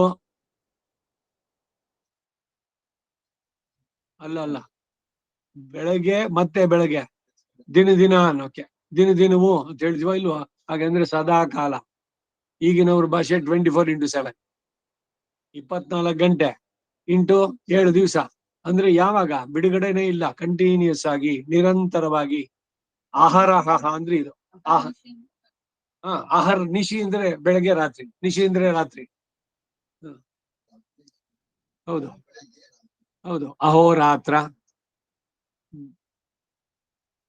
ದಿನವು ದಿನದು ಅಂದ್ರೆ ಸದಾ ಅಂತ. ದಿನಾನು ಹೇಳ್ಬೇಕೇನೋ ಅಂದ್ರೆ ಸದಾ ಹೇಳ್ತಾ ಇರ್ಬೇಕಾ ನಿನ್ಗೆ? ಒಂದ್ ದಿವಸ ಹೇಳಿದ್ರೆ ಗೊತ್ತಾಗಲ್ವಾ? ಹಾಗೆ ಆಹಾರಹ ಸಂಧ್ಯಾಮ್ ಉಪಾಸೀತ. ಈಗ ಆಹಾರ ಅಂತಂದ್ರೆ ಏನ್ 3 ಹೊತ್ತು ಸಂಧ್ಯಾವನೆ ಮಾಡ್ತಾನೆ ಇರ್ಬೇಕು ಅಂತಾನ? ಪ್ರತಿದಿನ ಕ್ಲಿಪ್ತ ಕಾಲದಲ್ಲಿ ಸಂಧ್ಯಾವನ್ನೇ 3 ಹೊತ್ತು ಸರಿಯಾಗಿ ಮಾಡು ಅಂತ ಅಷ್ಟೇ. ನಾವೇನೋ 3 ಹೊತ್ತು ಮಾಡಿದ್ವಿ, ಮಿಕ್ಕಿ ಟೈಮ್ ನಲ್ಲಿ ಸೂರ್ಯನನ್ನ ಆರಿಸೋ ಇವರಿಗೆ ಏನು ಪರಿಹಾರ? ಹೀಗೆ ಬ್ರಾಹ್ಮಣನಿಗೆ ವಿಧಿ 3 ಹೊತ್ತಿನಲ್ಲಿ. ಈಗ ಬೆಳಗ್ಗೆ ಕಾಣ ಅದೇ ಕೋಣ ಅದೇ ಕಂಡು ಬಿಡು. ಅಲ್ಲ ಅದು ಆಯ್ತು, ಸೂರ್ಯ ನಮಸ್ಕಾರ ಮಾಡಿದ್ದಾಯ್ತು. ನಾನು ಹೇಳೋದು ಇವಾಗ ಸೂರ್ಯನನ್ನ ರಾಕ್ಷಸರು ಬಂದು ಮುಚ್ತಾರೆ. ಅದನ್ನ ಬಿಡುಗಡೆಗೆ ಬ್ರಾಹ್ಮಣನಿಗೆ ಇದು ಗಾಯತ್ರಿ ಮಂತ್ರದಿಂದ ಆಪಹ ಊರ್ಧ್ವಂ ವಿಕ್ಷಿಪಂತಿ ಅಂತ ಮಾಡಿದ್ರು. ಇವನು ಬೆಳಗ್ಗೆ ಸೂರ್ಯೋದಯಕ್ಕೆ ಮೊದಲು ಒಂದ್ಸಲಿ ಮಾಡ್ತಾನೆ, ಮಧ್ಯಾಹ್ನ 12 ಗಂಟೆ ತನಕ ಒಂದ್ಸಲಿ ಮಾಡ್ತಾನೆ, ಸಾಯಂಕಾಲ ಸೂರ್ಯ ಅಸ್ತಮ ಆಗೋಕ್ ಮೊದ್ಲು ಒಂದ್ಸಲಿ ಮಾಡ್ತಾನೆ. 3 ಹೊತ್ತು ಇವನು ಸಂಧ್ಯಾವನೆ ಮಾಡ್ದ. ಬಟ್ ಇವಾಗ ಬೆಳಗ್ಗೆ ನೀವು ಬ್ರಾಹ್ಮಿ ಮುಹೂರ್ತದಲ್ಲಿ ಮಾಡಿ 12 ಗಂಟೆ ತನಕ ನೀವು ಅರ್ಘ್ಯ ಪ್ರದಾನ ಬಿಟ್ಟ ಮೇಲೆ ಆಮೇಲೆ ಬಂದು ಮುತ್ತುವಂತ ರಾಕ್ಷಸರನ್ನ ಯಾರು ಕಾಯ್ತಾರೆ?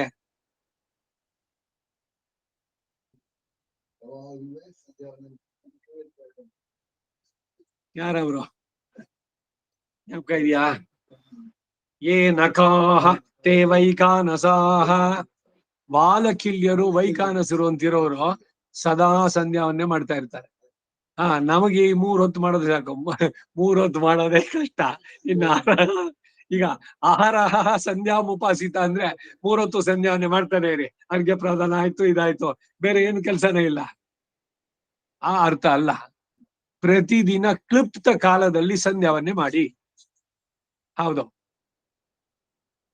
ಯಾವುದೋ ಒಂದು ಸ್ಪೆಸಿಫಿಕ್ ಟೈಮ್, ಆ ಟೈಮ್ ನಲ್ಲಿ ಡಿಸಿಪ್ಲಿನ್ ಇದು. ಇವತ್ತು ಬೆಳಗ್ಗೆ ಬೇಗ ಎದ್ದು ಬಿಡ್ತೀನಿ, ಖುಷಿ ಆಯ್ತು, 3:30 4 ಗಂಟೆಗೆ. ನಾಳೆ ನಿಧಾನಕ್ಕೆ ಎದ್ರೆ ಆಯ್ತು, 7 ಗಂಟೆ ಮೇಲೆ 8 ಗಂಟೆಗೋ ಮಾಡೋದು, ಇನ್ನೊಂದ್ ದಿವಸ ಮಾಡದೇ ಇರೋದು. ಇದಲ್ಲ, ಅದಕ್ಕೆ ಡಿಸಿಪ್ಲಿನ್. ಯೋಗಾಭ್ಯಾಸದಲ್ಲಿ ಬರುವಂತದ್ದು ಇದು ಅಷ್ಟೇ. ಪ್ರತಿದಿನ ಪ್ರಾಕ್ಟೀಸಸ್ ಇವುಗಳೆಲ್ಲ ಸರಿಯಾದ ಟೈಮ್ಗೆ ಆಗ್ಬೇಕು. ನಿಶ್ಚಿತ ಸಮಯ, ಅಕ್ಲುಪ್ತ ಸಮಯದಲ್ಲಿ ಅದಾಗ್ಬೇಕು. ಆಟೋಮೆಟಿಕ್ ಆಗಿ ನಿಮ್ಮ ಶರೀರ ಅದಕ್ಕೆ ಇದಾಗ್ಬೇಕು. ಇದೆಲ್ಲ ಸೈಂಟಿಫಿಕಲಿ ಕೂಡ ಇದೆಲ್ಲ ಮಾಡಿದ್ದಾರೆ. ನಿಮಗೆ ಹಿಂದೆ ಒಂದ್ಸಲ ಹೇಳಿದ್ದೇನೆ, ಇಲ್ಲ ಹೇಳಿರ್ಲಿಲ್ವೇನೋ ಈ ವಿಷಯ. ಅವ್ರ ನಾಯಿಕಿ ಬ್ರೆಡ್ ಪೌಡರ್ ಆಯಿಂದ, ಅದಕ್ಕೇನು ಅಂದ್ರೆ 9 ಗಂಟೆಗೆ ಒಂದ್ಸಲಿ ಬೆಲ್ ಮಾಡ್ಬಿಟ್ಟು ಆಮೇಲೆ ಅದಕ್ಕೆ ಹಾಕೋದು, 12 ಗಂಟೆಗೆ ಇನ್ನೊಂದ್ಸಲಿ ಕೊಡ್ಬೇಕಾದ್ರೆ ಬೆಲ್ ಮಾಡ್ಬಿಟ್ಟು ಮಾಡೋದು. ಹಾಗೆ 1 ವಾರ ಮಾಡ್ಬಿಟ್ಟು ಆಮೇಲೆ ಇವನ್ ಬೆಲ್ ಮಾಡಿದ ತಕ್ಷಣ ಅದಕ್ಕೆ ಸಲೈವ ಇದು ಇಟ್ ಸ್ಟಾರ್ಟ್ಸ್ ಸೆಕ್ರೀಷನ್. ಯಾಕೆಂದ್ರೆ ಬೆಲ್ಗೂ ಅದಕ್ಕೂ ಲಿಂಕ್ ಆಗಿತ್ತು. ಹಾಗೆ ನಮ್ಮ ಮನಸ್ಸು ಈ ಕಾಲ ಇದೆಯಲ್ಲ ಸ್ಪೆಸಿಫಿಕ್ ಆಗಿ ಆ ಟೈಮ್ ನಲ್ಲೇನೆ ಮಾಡುವಂತದ್ದು. ಊಟದಲ್ಲೂ ಅಷ್ಟೇ. ಇವ್ರು ಹೇಳೋದು ಇವಾಗ ಬಿಸ್ನೆಸ್ ಇದ್ರಲ್ಲಿ ಇರ್ತಾರಲ್ಲ, ಅವ್ರು ಮಧ್ಯಾಹ್ನ 3 ಗಂಟೆಗೆ ಊಟ ಮಾಡುದು. ಪ್ರತಿದಿನ 3 ಗಂಟೆಗೆ ಊಟ ಮಾಡಿ, ಏನ್ ತೊಂದರೆ ಆಗೋಲ್ಲ ಶರೀರಕ್ಕೆ. You have kept the time at 3 o'clock. ಒಂದ್ ದಿವಸ 12 ಗಂಟೆಗೆ ತಿಂದ್ಬಿಡೋದು, ಇನ್ನೊಂದ್ ದಿವಸ 4 ಗಂಟೆ ಆದ್ರೂ ಊಟ ಇಲ್ಲ.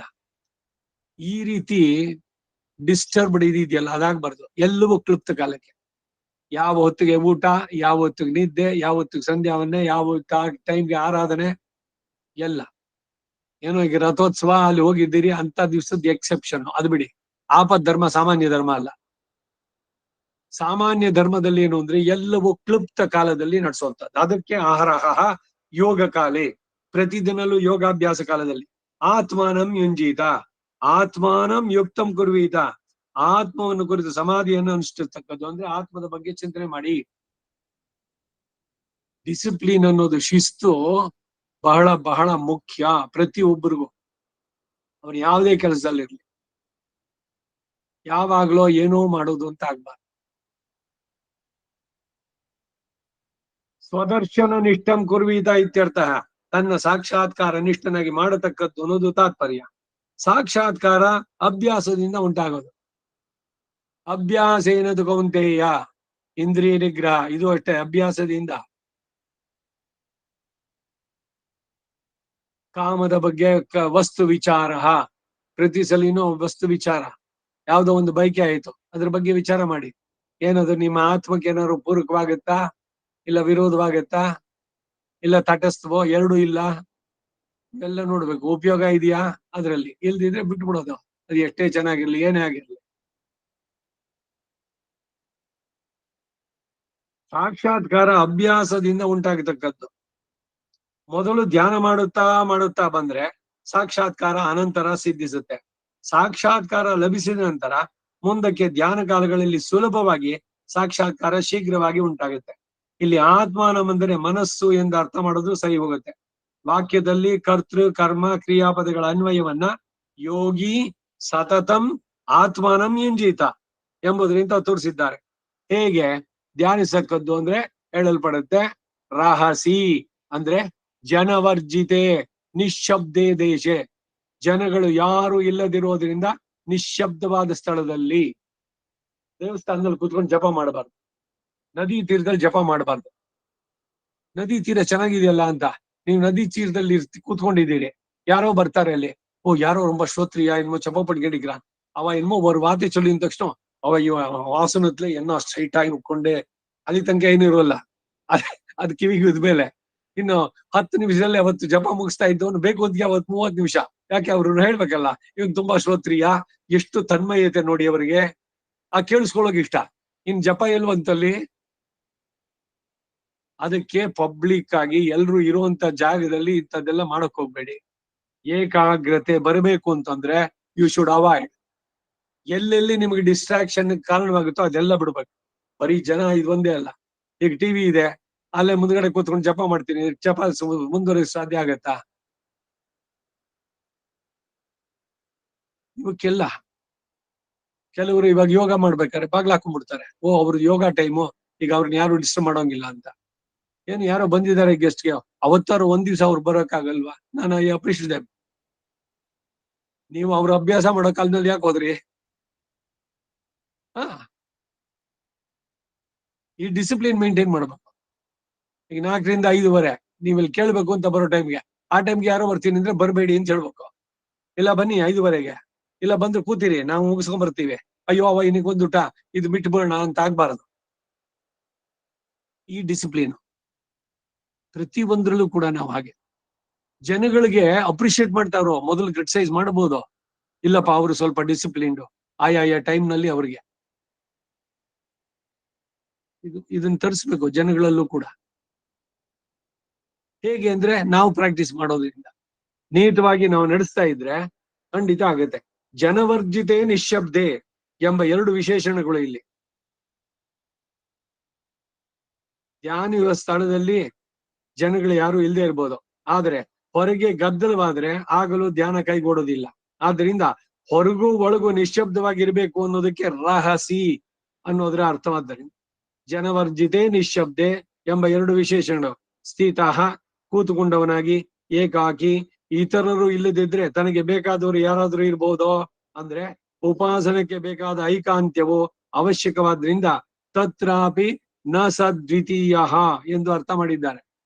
ನಮ್ಗೆ ಆತ್ಮೀಯರೇ ಆಗ್ಲಿ ಬೇರೆಯವರೇ ಆಗ್ಲಿ ಆ ಟೈಮ್ ನಲ್ಲಿ ಯಾರು ಡಿಸ್ಟರ್ಬ್ ಮಾಡಬಾರ್ದು, ಬಹಳ ಬಹಳ ಮುಖ್ಯವಾಗಿ. ಆಮೇಲೆ ಈ ಜಪಗಳು ಇದನ್ನೆಲ್ಲ ಮಾಡ್ಬೇಕಾದ್ರೆ, ಈಗ ಸಂಧ್ಯಾ ವಂದನೆಯಲ್ಲಿ ಬೆಳಗ್ಗೆ ಜಪ ಗಾಯತ್ರಿ ಜಪ ಮಾಡ್ತೀವಲ್ಲ 28, ಅವಾಗ ನಿಂತ್ಕೊಂಡು ಮಾಡ್ಬೇಕು, ಸಾಯಂಕಾಲ ಕುಳಿತ್ಕೊಂಡು ಮಾಡ್ಬೇಕು. ಆದ್ರೆ ಈ ಅಷ್ಟಾಕ್ಷರಿ ಇದಕ್ಕೆಲ್ಲ ಸುಖಾಸೀನಃ ಆರಾಮಾಗಿ ಕೂತ್ಕೊಂಡೇ ಮಾಡ್ಬೋದು, ನಿಂತ್ಕೊಂಡೇ ಮಾಡ್ಬೇಕು ಅಂತಿಲ್ಲ. ಇಲ್ಲ ವೇಳ್ಮಿಲ್ಲ, ಸಂಧ್ಯಾವನ್ನೇ ಗಾಯತ್ರಿ ಜಪ ಮಾತ್ರ ಅದು. ಬೆಳಗ್ಗೆ ಗಾಯತ್ರಿ ಜಪ ಮಾಡ್ಬೇಕಾದ್ರೆ ನಿಂತ್ಕೊಂಡ್ ಮಾಡ್ಬೇಕು, ಅವಾಗ ನಿಂತ್ಕೊಂಡ್ ಮಾಡ್ಬೇಕು. ಬೆಳಗ್ಗೆ ನಿಂತ್ಕೊಂಡೇ ಮಾಡ್ಬೇಕು, ಸಾಯಂಕಾಲ ಕುಳಿತುಕೊಂಡೇ ಮಾಡ್ಬೇಕು. ಅದು ಸಂಧ್ಯಾವನ್ನೇ ವಿಧಿನಲ್ಲಿ ಬಂದಿದ್ದು. ಇದು ಮುಂದಕ್ಕೆ ನೀವು ತಗೊಳ್ಳೋ ಮಂತ್ರಗಳು ಜಪಾನೋ ಇಲ್ಲ, ಕೂತ್ಕೊಳ್ಳಿ, ಆಚಾರ್ಯ ತನಿಯಗಳನ್ನು ಫಸ್ಟ್ ಹೇಳಿ, ಆಮೇಲೆ ಮಾಡಿ. ಮಧ್ಯಾಹ್ನ ನಿಂತ್ಕೊಂಡು ಮಾಡ್ಬೇಕು ಅಂತ ಹೇಳ್ತಾರೆ. ನಿಂತ್ಕೊಂಡ್ ಬೇಕಾರ ಆಗುದು, ಕೂತ್ಕೊಂಡ್ ಬೇಕಾರ ಆಗ್ಬೋದು, ಆಪ್ಷನ್ ಅದನ್ನೇ ಇವಾಗ ಅವ್ರು ಹೇಳಿದ್ದು. ಮಧ್ಯಾಹ್ನ ಬೇಕಾದ್ರೆ ನಿಂತ್ಕೊಂಡು ಇಲ್ಲ ಕೂತ್ಕೊಂಡು ಮಾಡ್ಬೋದು, ಸಾಯಂಕಾಲ ಕುಳಿತುಕೊಂಡೇ ಜಪ ಮಾಡೋದು. ಮತ್ತೆ ಇನ್ನೊಂದು ಎಲ್ಲ ಪುಸ್ತಕಗಳಲ್ಲಿ ಆಗಿರೋದು ಇವಾಗ ಅರ್ಘ್ಯ ಪ್ರದಾನ ಸಾಯಂಕಾಲದಲ್ಲಿ ಪಶ್ಚಿಮಕ್ಕೆ ಮಾಡ್ಬೇಕು, ಸಾಯಂಕಾಲ ಉತ್ತರ ದಿಕ್ಕಿಗೆ ತಿಳ್ಕೊಂಡು ಅಂತ. ಮನುಷ್ಯನ ಉದ್ಧಾರಕ್ಕೆ ನೀವು ಏನೇನ್ ಮಾಡ್ತೀರೋ ಎಲ್ಲ ಪೂರ್ವಾಭಿಮುಖ ಮಾಡೋದು ಶ್ರೇಷ್ಠ. ಸಾಯಂಕಾಲ ಸಂಧ್ಯಾವನ್ನೇನು ಪೂರ್ವಾಭಿಮುಖವಾಗಿ ಮಾಡಿ, ಅರ್ಘ್ಯ ಪ್ರದಾನ ಮಾತ್ರ ಸನ್ಸೆಟ್ ಆಗ್ತಿದೆ ಅದಕ್ಕೆ ಪಶ್ಚಿಮಕ್ಕೆ ತಿರ್ಕೊಳ್ಳಿ. ಪೂರ್ವ ಅಥವಾ ಉತ್ತರ ಹಾಕಿದ್ರು ಪೂರ್ವ ಶ್ರೇಷ್ಠ. ಸೊ ಸಾಯಂ ಸಂಧ್ಯಾವನ್ನೇನು ಪೂರ್ವಾಭಿಮುಖವಾಗಿ ಕುತ್ಕೊಂಡು ಮಾಡ್ಬೋದು, ಏನ್ ತಪ್ಪಿಲ್ಲ. ಉತ್ತರ ಕೂತ್ಕೊಳ್ತಾರೆ, ಇಲ್ಲ ಪಶ್ಚಿಮಕ್ಕೆ ತಿರುಗೋದು, ಪಶ್ಚಿಮ ಅಲ್ಲ, ಪೂರ್ವ ಅಥವಾ ಉತ್ತರ ಹೇಳ್ತಾರೆ, ಪೂರ್ವ ಬಹಳ ಶ್ರೇಷ್ಠ. ಇದೇ ಹೇಳ್ತಲ್ಲ ಪುಣ್ಯ ವಾಚನದಲ್ಲಿ ಸುಳಿ ಬಳೆ ಎಲೆ ಪೂರ್ವಾಗಿ ಅಥವಾ ಉತ್ತರಾಗ್ರವಾಗಿ ಅಂತಾರೆ. ನೀವು ಕೂತ್ಕೊಂಡಾಗ ಊಟಕ್ಕೆ ಎಲ್ಲ ಕೂತ್ಕೋಬೇಕಾದ್ರೆ ಹೆಂಗಿದೆ ಎಲೆ, ಆ ರೀತಿನಲ್ಲೇ ಇರ್ಬೇಕದು. ಅದು ಮುಂದೆ ಹಿಂಗ್ ಉದ್ದುದಕ್ಕೆ ಇಡೋಕಾಗತ್ಯ, ಪೂರ್ವಾಗ್ರವಾಗಿ ಅಲ್ಲಿ ಇಡೋಕಾಗತ್ಯ. ಅಗ್ರ ಎಡಗಡೆಗಿರುತ್ತೆ, ಅದನ್ನೇ ಪೂರ್ವಾಗ್ರವಾಗಿ ಇಟ್ಬಿಟ್ಟು ಕಳಶ ಇಟ್ರೆ ಒಂದ್ ವಿಚಿತ್ರವಾಗಿ ಕಾಣಿಸುತ್ತೆ ಅದು. ಇವಾಗ ಪಣ್ ಕೂಡ ಅದೇ ಸರಿ ಇಲ್ಲೇ ಅದೇ ಎಲ್ಲ ಇಪ್ಪ ಬರತ್ತನ್ ಬೇರೆ ಮಣೆ ಮೇಲೆ ಎಲೆ ಬೆಚ್ಕೊಂಡ ನೆಲದ ಮೇಲೆ ಕುಣ್ಸಾಡ್ರ. ಇವನು ಜಗದೀಶ ಹೇಳ್ತಾ ಇದ್ದ, ಅವನು ಅಲ್ಲಿ ಸುತ್ತ ಇದ್ನಲ್ಲ ಅಲ್ಲೆಲ್ಲ, ಅವ್ರ ಮಣೆ ತಂದಿಟ್ರಂತೆ, ಆ ಮಣೆ ತೆಗೆದು ಇವನ್ ಹಾಕೊಂಡ ಕೂತ್ಕೊಳಕ್ಕೆ.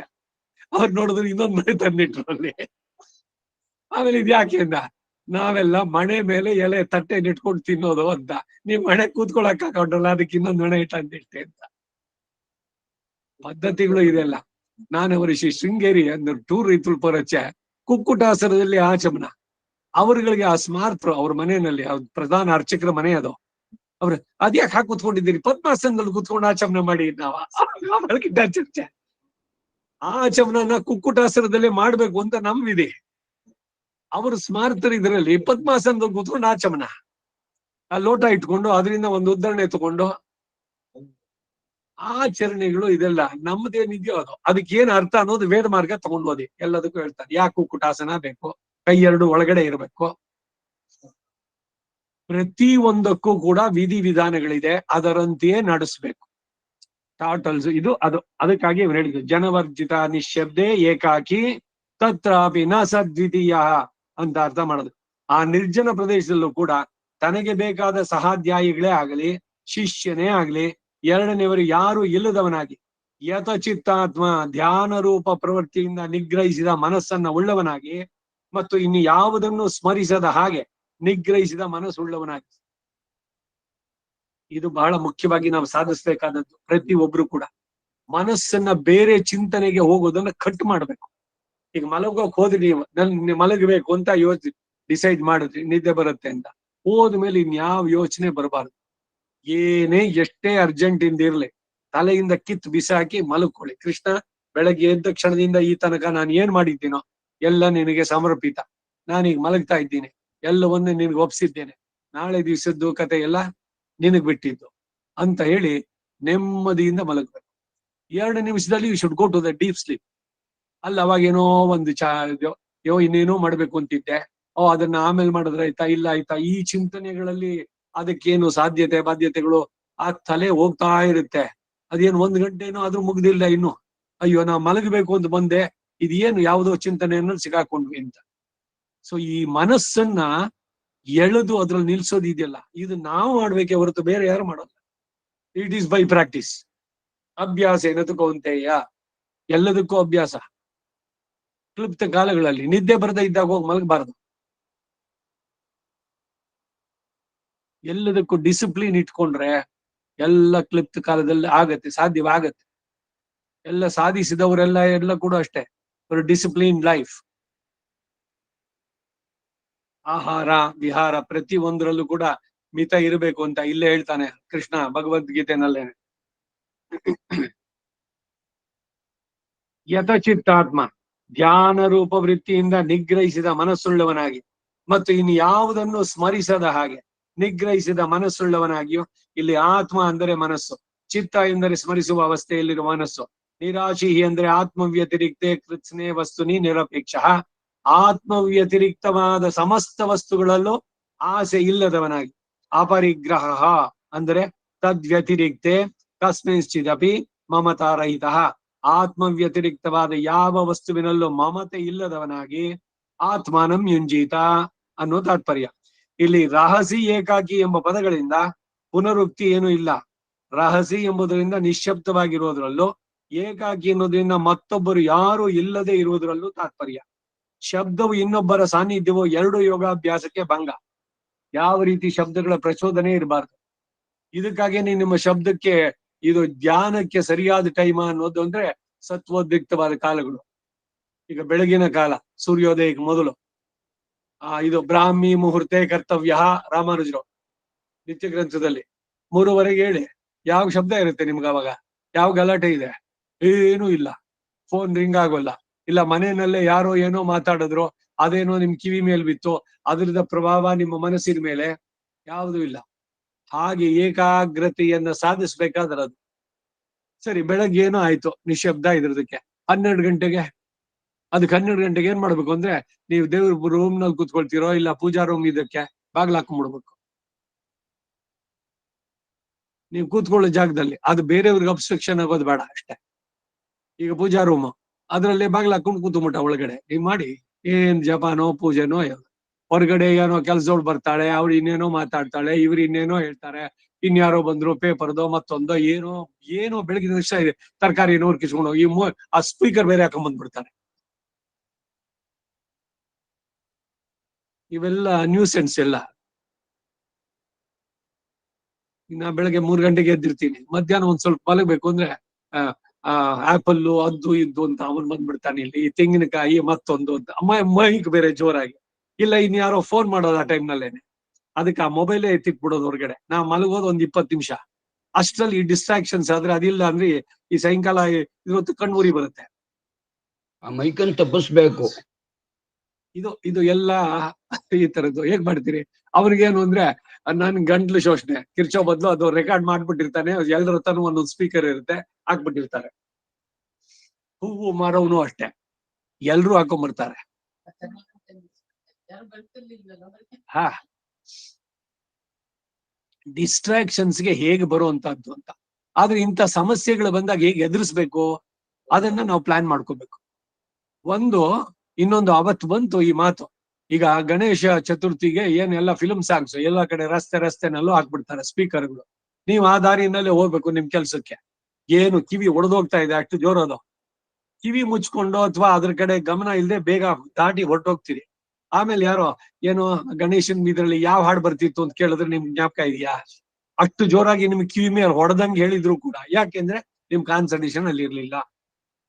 ಮನಸ್ಸನ್ನ ನಾವ್ ಯಾವಾಗ ಇದರಲ್ಲಿ ಹರಿ ಬಿಡಿಯೋಲ್ವೋ ಅವಾಗ ಏನೇ ನಡೆದ್ರು ಕೂಡ ಗೊತ್ತಿರೋಲ್ಲ. ಇಪ್ಪ ಯಾರೋ ಒಂದ ಹೆಣ್ಮೋ ವಾಚಲ್ ಕೇಳ್ಬೋಣ, ಹಂಗೆ ಉಕ್ಕೊಂಡು ಹಿಂಗೋ உங்களுக்கு தெரியாதா ಅಂದ್ರೆ, ನಾನು ಕೂತಿದ್ರೆ ನಾನು ಏನ್ ಮಾಡ್ತಿದ್ದೆ, ಅವ್ರು ಯಾರು ಬಂದಿದ್ದೇ ಗೊತ್ತಿಲ್ಲ, ಅವ್ರು ಮಾತಾಡಿದ್ದ ಆಮೇಲೆ. ಇದು ಹೇಗ್ ಸಾಧ್ಯ? ಇದನ್ನೇ ನೀವು ಸಾಧಿಸಬೇಕಾದದ್ದಿಲ್ಲಿ. ಅನ್ಅಟ್ಯಾಚ್ಡ್ ವಿತ್ ದಿ ಹೊರಗಿನ ಪ್ರಚೋದನೆಗಳಿಗೆ ನೀವು ಪ್ರತಿಸ್ಪಂದಿಸಬಾರದು. ಎಷ್ಟು ಮುಖ್ಯವಾದಂತಹ ವಿಷಯಗಳು ಗೊತ್ತಾ, ಹೇಗೆ ಸಾಧನೆಯನ್ನ ನಡೆಸಬೇಕಾದ್ರೆ ಅಂತ. ಆತ್ಮವ್ಯತಿರಿಕ್ತೆ ಕೃತ್ಸ್ನೇ ವಸ್ತುನಿ ನಿರಪೇಕ್ಷ. ನಿಮ್ಮ ಆತ್ಮದ ಉದ್ಧಾರಕ್ಕೆ ಅದೇನು ನಿಮಗೆ ಅಲ್ವಲ್ಲ, ಲೌಕಿಕವಾದ ವ್ಯವಹಾರ ಅವ್ರದ್ದು ಏನ್ ಮಾಡೋದೋ, ಇದ್ ಕಟ್ಟೋದೋ ಮಾಡೋದೋ ಏನೋ, ಒಟ್ನಲ್ಲಿ ಸಂಸಾರದ ಇದ್ರಲ್ಲಿ ವ್ಯವಹಾರಗಳು, ಅದ್ರಲ್ಲಿ ತಲೆ ಹಾಕೋಕ್ ಹೋಗ್ಬಾರ್ದು. ತದ್ವ್ಯತಿರಿಕ್ತೆ ಕಸ್ಮಿಂಶ್ಚಿದಪಿ ಮಮತಾರಹಿತ. ಆ ಆತ್ಮ ವ್ಯತಿರಿಕ್ತವಾದ ಯಾವ ವಸ್ತುವಿನಲ್ಲೂ ಮಮತೆ ಇಲ್ಲದವನಾಗಿ ಆತ್ಮಾನಂ ಯುಂಜೀತ. ಯೋಗಾಭ್ಯಾಸಕ್ಕೆ ಇವು ಎಲ್ಲ. ಇನ್ನೊಬ್ಬರ ಸಾನ್ನಿಧ್ಯ ಇದರದೆಲ್ಲ ಭಂಗವಾಗುತ್ತೆ. ಈ ಎರಡು ಪದಗಳಿಂದ ಸನ್ಯಾಸಿ ಇಲ್ಲಿ ಹೇಳಲ್ಪಡಲಿಲ್ಲ ಎಂದು ವ್ಯಕ್ತಪಡುತ್ತೆ. ಯೋಗಾಭ್ಯಾಸ ಇತರ ಕಾಲಗಳಲ್ಲಿ ಏಕಾಕಿ ಇಲ್ಲದೆಯೋ ರಹಸ್ಯದ ಅವಶ್ಯಕತೆಯೋ ಬೇಕಿಲ್ಲದೆಯೋ ಇರಬಹುದು ಎಂದು ತೋರಿ ಬರೋದ್ರಿಂದ ಯೋಗಿ ಶಬ್ದದಿಂದ ಸನ್ಯಾಸಿ ಹೇಳಲ್ಪಡ್ಲಿಲ್ಲ. ಏಕೆಂದರೆ ಸನ್ಯಾಸಿಯೋ ಶಿಷ್ಯೋಪದೇಶ ವ್ಯತಿರಿಕ್ತ ಕಾಲಗಳಲ್ಲಿ ಏಕಾಕಿಯಾಗಿಯೋ ರಹಸ್ಯದಲ್ಲಿ ಯಾವಾಗ್ಲೂ ಇರ್ತಾನೆ. ಸನ್ಯಾಸಿಗಳಿಗೆ ಸದಾ ಅಷ್ಟಾಕ್ಷರ ಜಪ ನಿರತಾಹ ಯತ್ರ ಅಷ್ಟಾಕ್ಷರ ಸಂಸಿದ್ಧಾಹ ಇದಾರೆ ಅಲ್ಲಿ ನತತ್ರ ವ್ಯಾಧಿ ದುರ್ಭಿಕ್ಷ ತಸ್ಕರಾಹ ಅಂತ ಅಷ್ಟಾಕ್ಷರಿ ಹಿರಿಮೆ. ಈ ಸನ್ಯಾಸಿಗಳು ಏನ್ ಮಾಡ್ತಾರೆ ಅಂದ್ರೆ ಅವ್ರಿಗೆ ನಮ್ಮಲ್ಲಿ ವಿಶೇಷವಾಗಿ ಈ ಇದನ್ ಬಿಟ್ಟಿಲ್ಲ, ನಿತ್ಯ ನೈಮಿತ್ತಿಕ ಕರ್ಮಗಳು ಅಂದ್ರೆ ಅವ್ರೇನ್ ತರ್ಪಣ ಬಿಡೋಲ್ಲ ಸನ್ಯಾಸಿಗಳು. ಆದ್ರೆ ಸಂಧ್ಯಾವನ್ನೇ ಬಿಟ್ಟಿಲ್ಲ, ಸದಾ ಅಷ್ಟಾಕ್ಷರ ಜಪದಲ್ಲಿ ನಿರತರಾಗಿರ್ತಾರೆ. ಮಾಧ್ವರು ಅಷ್ಟೇ, ಸ್ಮಾರ್ತ ಸನ್ಯಾಸಿಗಳು ಅಷ್ಟೇ. ಅವ್ರ ಜ್ಞಾನಾರ್ಜನೆನ ಅವುಗಳೆಲ್ಲ ಸಮಯ ಅದೆಲ್ಲ ಇರುತ್ತಲ್ಲ, ಯಾವಾಗ ಹೋಗ್ತಾರೋ ಸಮಾಶ್ರಣ ಅದು ಇದು ಮಾಡಿದ್ ಮಿಕ್ಕಿದ ಟೈಮ್ ನಲ್ಲಿ ಇದ್ರದಕ್ಕಷ್ಟೇ. ಮಾಮ ಅವರಿಗೆ ಪೂನೂಲಿಲ್ಲ, ಮಾಧ್ವರಿಗೂ ಸ್ಮಾರ್ತರಿಗೂ ಸನ್ಯಾಸಿಗೆ. ಹೌದು, ಅದೆಲ್ಲ ಹಿಂದೆ ಹೇಳಿದ್ದಾಗಿದೆ. ನಮ್ಮಲ್ಲಿ ಮಾತ್ರ ಇದೆಲ್ಲ ಜನವಾರ ಉಡುದಾರ ಇಲ್ಲ, ಅವರೆಲ್ಲ ಅದನ್ನು ಬಿಡ್ತಾರೆ. ತಿಲಾಂಜು ಹೋಮಿ ಅಂತ ಎಲ್ಲ ಮಾಡಿ ವಿರಜಾ ಹೋಮ ಎಲ್ಲ ಮಾಡಿದ್ದು. ಮತ್ತ ಅವ್ರು ಏನ್ ಮಾಡ್ತಾರೆ ಅಂದ್ರೆ ಸದಾ ಅಷ್ಟಾಕ್ಷರ ಜಪ ಸಂಸಿದ್ಧ ಆ ಸಂದರ್ಭಗಳಿಗೆ ಟೈಮ್ ಮಾಡ್ಕೊಳ್ತಾರೆ ಅಷ್ಟಕ್ಕೆ. ಮಿಕ್ಕಿದ ಟೈಮ್ ನಲ್ಲೆಲ್ಲ ಜಪ ಮಾಡ್ತಿರ್ತಾರೆ. ಇದು they are suppose to always.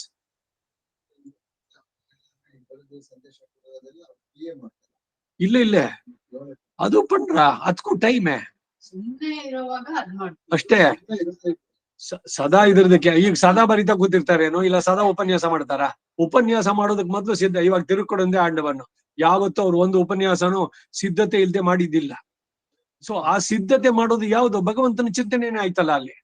ಅವ್ರು ಬೇರೆ ಪ್ರಾಪಂಚಿಕ ವ್ಯವಹಾರಕ್ಕೆ ಹೋದ್ರು ಅಂತ ಅರ್ಥವಾಗಲ್ಲ. ಈಗ ಸನ್ಯಾಸಿಗಳು ಸದಾ ಅಷ್ಟಾಕ್ಷರ ಜಪ ನಿರತಾಹ ಎಲ್ಲ ಸಮಯದಲ್ಲೂ ಇರ್ತಾರೆ. ಅಷ್ಟಕ್ಕದು ಉಪನ್ಯಾಸಗಳು ಇಲ್ಲ ಸಮಾಶ್ರಣ ಪ್ರಪತ್ತಿಯನ್ನು ಮಾಡಿ ಅನುಸರಿಸೋದು ಇವುಗಳನ್ನ ಇಲ್ಲ ಗ್ರಂಥ ಅವಲೋಕನ ಮಾಡಬಾರ್ದು ಅಂತಿಲ್ಲ. ಅವುಗಳಿಗೆಲ್ಲ ಸಮಯ. ಒಟ್ಟಿನಲ್ಲಿ ವಾಶಿತ್ತುಂ ಪೋಷಿತ್ತುಂ ಪೋಕಿನೇನ್ಬೋದು ಎಲ್ಲವೂ ನಾರಾಯಣನ ಬಗ್ಗೆನೇನೆ. ಆದ್ರೆ ನಮ್ಮಂತೆ ಬೇರೆಯವರಿಗೆ ಇವಾಗ ನಾವು ಈಗ ಬೆಳಗ್ಗೆ ಒಂದು ಸಲಿ 108 ಜಪ, ಮಧ್ಯಾಹ್ನ ಒಂದ್ಸಲಿ, ಸಾಯಂಕಾಲ 10, 5, 5 ಅಂತ ಹೇಳಿದೆ ನಾನು. ಅದನ್ನು ರೂಢಿಸ್ಕೊಂಡವ್ರು ಎಷ್ಟು ಜನ? ಬೆಳಗ್ಗೆ ಜಪ 108 ಮಾಡೋರು ಎಷ್ಟು? ಒಂದೇ ಸಲಿ ಮುಗಿದೋಯ್ತು. ಇನ್ ಮತ್ತೆ ನಾವು ನೆಕ್ಸ್ಟ್ ಅಷ್ಟಾಕ್ಷರಿ ನಾಳೆ ದಿವಸ ಸ್ನಾನ ಆದ್ಮೇಲೆ ತನಿಯನ್ನು ಹೇಳ್ಬೇಕಾದ್ರೆ ಮಾಡೋದು. ಅದ್ರಲ್ಲೂ ಟೈಮ್ ಆಗೋಯ್ತು ಅಂದ್ರೆ ಇದು ಕಟ್ ಶಾಟ್. ಆಗಿಲ್ಲ ಅವ್ರಿಗೆ, ಅವರು ಸದಾ ಮಾಡ್ತಿರ್ತಾರೆ. ಅದಕ್ಕಾಗೇನೆ ಅವ್ರ ಕೈಯಿಂದ ಕೊಡುವಂತ ಅಕ್ಷತೆ ಅವರ ಜಪದಿಂದ ಸಿದ್ಧವಾಗಿದ್ದು ಅದು ಮಂತ್ರಪೂತವಾದ ಮಂತ್ರ ಅಕ್ಷತೆ. ಕೈನಲ್ಲೂ ತಗೊಳ್ಳಲ್ಲ, ವಸ್ತ್ರದಿಂದ ಸ್ವೀಕಾರ ಮಾಡೋದು. ಹೀಗೆಲ್ಲ ಇರುವಂತಹದ್ದು.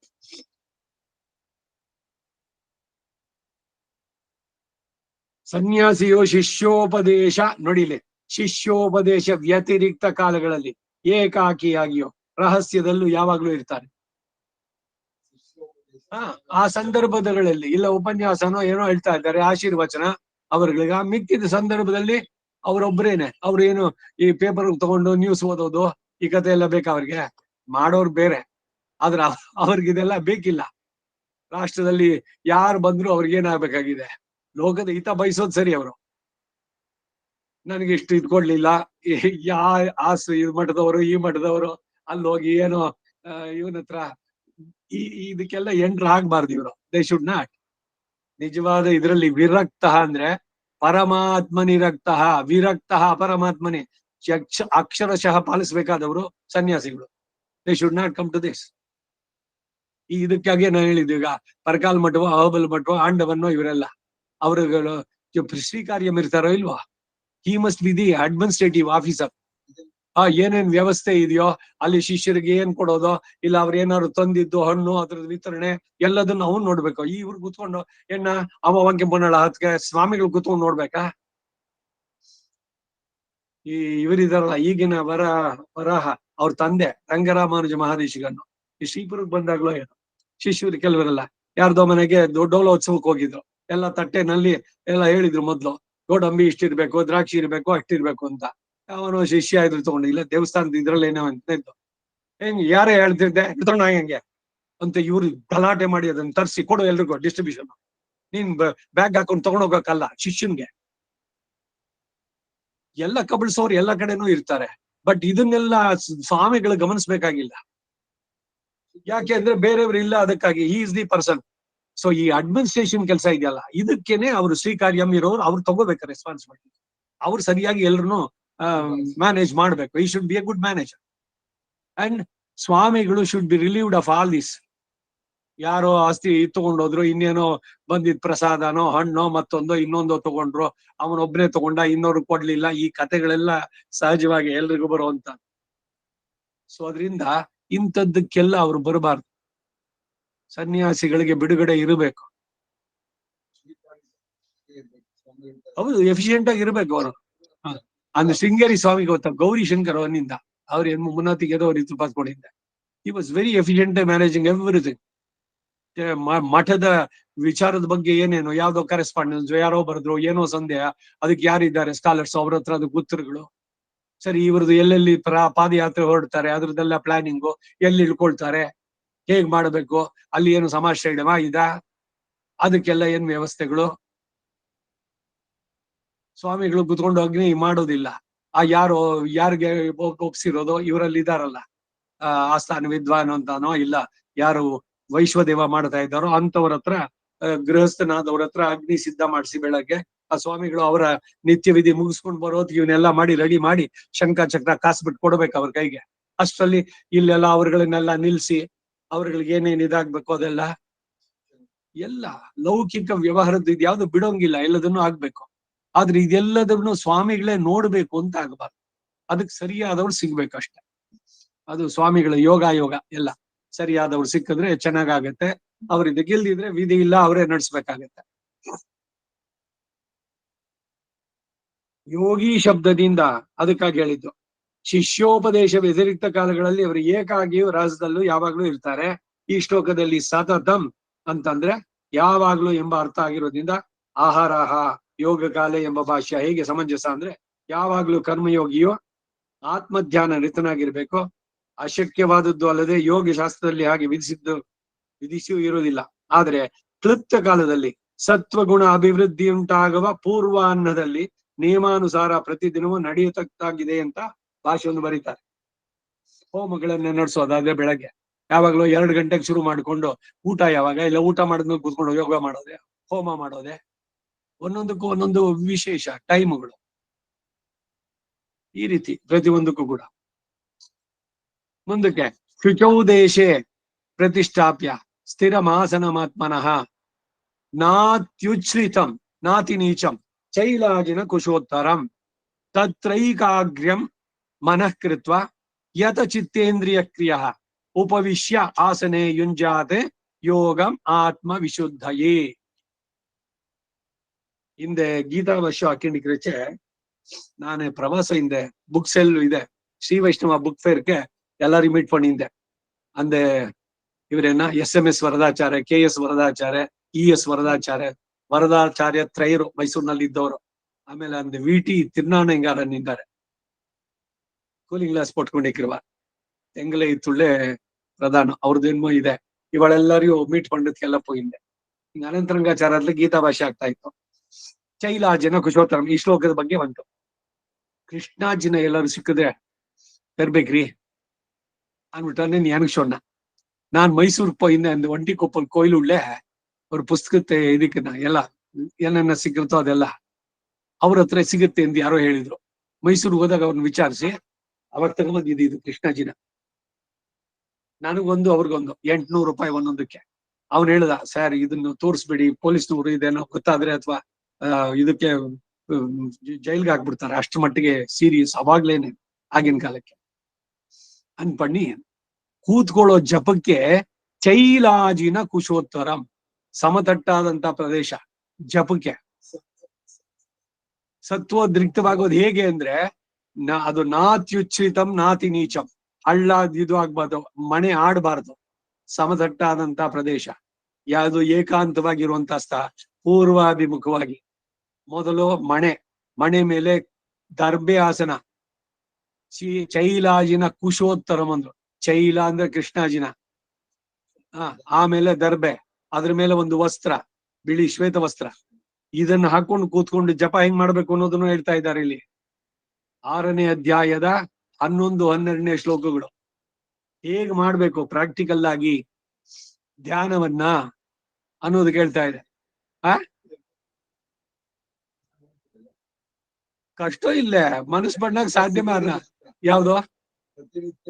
ಹ ಈಗ ಜಿಂಕೆ ಚರ್ಮ ದಿವಸಾಲು ತಗೊಂಡ್ಬರ್ಬೇಕಾ? ಒಂದ್ಸಲಿ ತಂದ್ರೆ ಇರುತ್ತೆ, ಅದನ್ನ ಆ ಪ್ಲಾಸ್ ನಲ್ಲಿ ಇಟ್ಬಿಟ್ರೆ ಅಲ್ಲಿ ಒಂಟಿ ಕೊಪ್ಪಲ್ ಕಡಿக்கிறನ ನಾನು ವಾಂಕ್ಯ ಒಂದಿರುಕ್ರೆ. ಅದಕ್ಕೇನೆ ಏನು ಅಂದ್ರೆ ಒಂದ್ ಪ್ಲೇಸ್ ನಲ್ಲಿ ಇಟ್ಬಿಟ್ರೆ, ಇವಾಗ ನಾವು ಕೂತ್ಕೊಳ್ತಿರಲ್ವಾ ಸಂಧ್ಯಾವನ್ನ ನೆಗೆದಕ್ಕೆ, ಆ ಜಪದ ಇದ್ರಲ್ಲಿ ಎಲ್ಲಾನು ಇಟ್ಕೊಳ್ಳಿ. ಮನೆಯಲ್ಲಿ ಒಂದು ಜಿಂಕೆ ಚರ್ಮ, ಒಂದು ದರ್ಭಾಸನ, ದರ್ಭಾಸನೂ ಸಿಗುತ್ತೆ, ಈ ಗಂಧಿ ಅಂಗಡಿಗಳಲ್ಲೇ ಸಿಗುತ್ತೆ, ದರ್ಬೆಗಳಿಂದ ಮಾಡಿದ್ದು ಚಾಪೆ ಗೊತ್ತಾಯ್ತಾ? ಇಲ್ಲ ನಮ್ಮ ರೆಗ್ಯುಲರ್ ದರ್ಬೆದನ್ನೇ ತೆಗೆದ್ಬಿಟ್ಟು ಹಾಕೊಳ್ಳಿ. ದರ್ಬೇಶು ಆಸೀನಃ ದರ್ಭಾಂಧಾರಯ ಮಾಣಃ. ಒಂದು ಸಂಸ್ಕಾರ ನಡೆಸಬೇಕಾದ್ರೆ ದರ್ಭಾಸನದಲ್ಲಿ ಕೂತ್ಕೊಳ್ಬೇಕು ಅಂತ ಬರುವಂತಹದ್ದು. ಮನೆ ಮೇಲೆ ಕೂತ್ಕೊಂಡು ಅದ್ರ ಮೇಲೆ 2 ದಬ್ಬ ಹಾಕೊಂಡ್ಬಿಟ್ರೆ ಆಗಲ್ವಾ?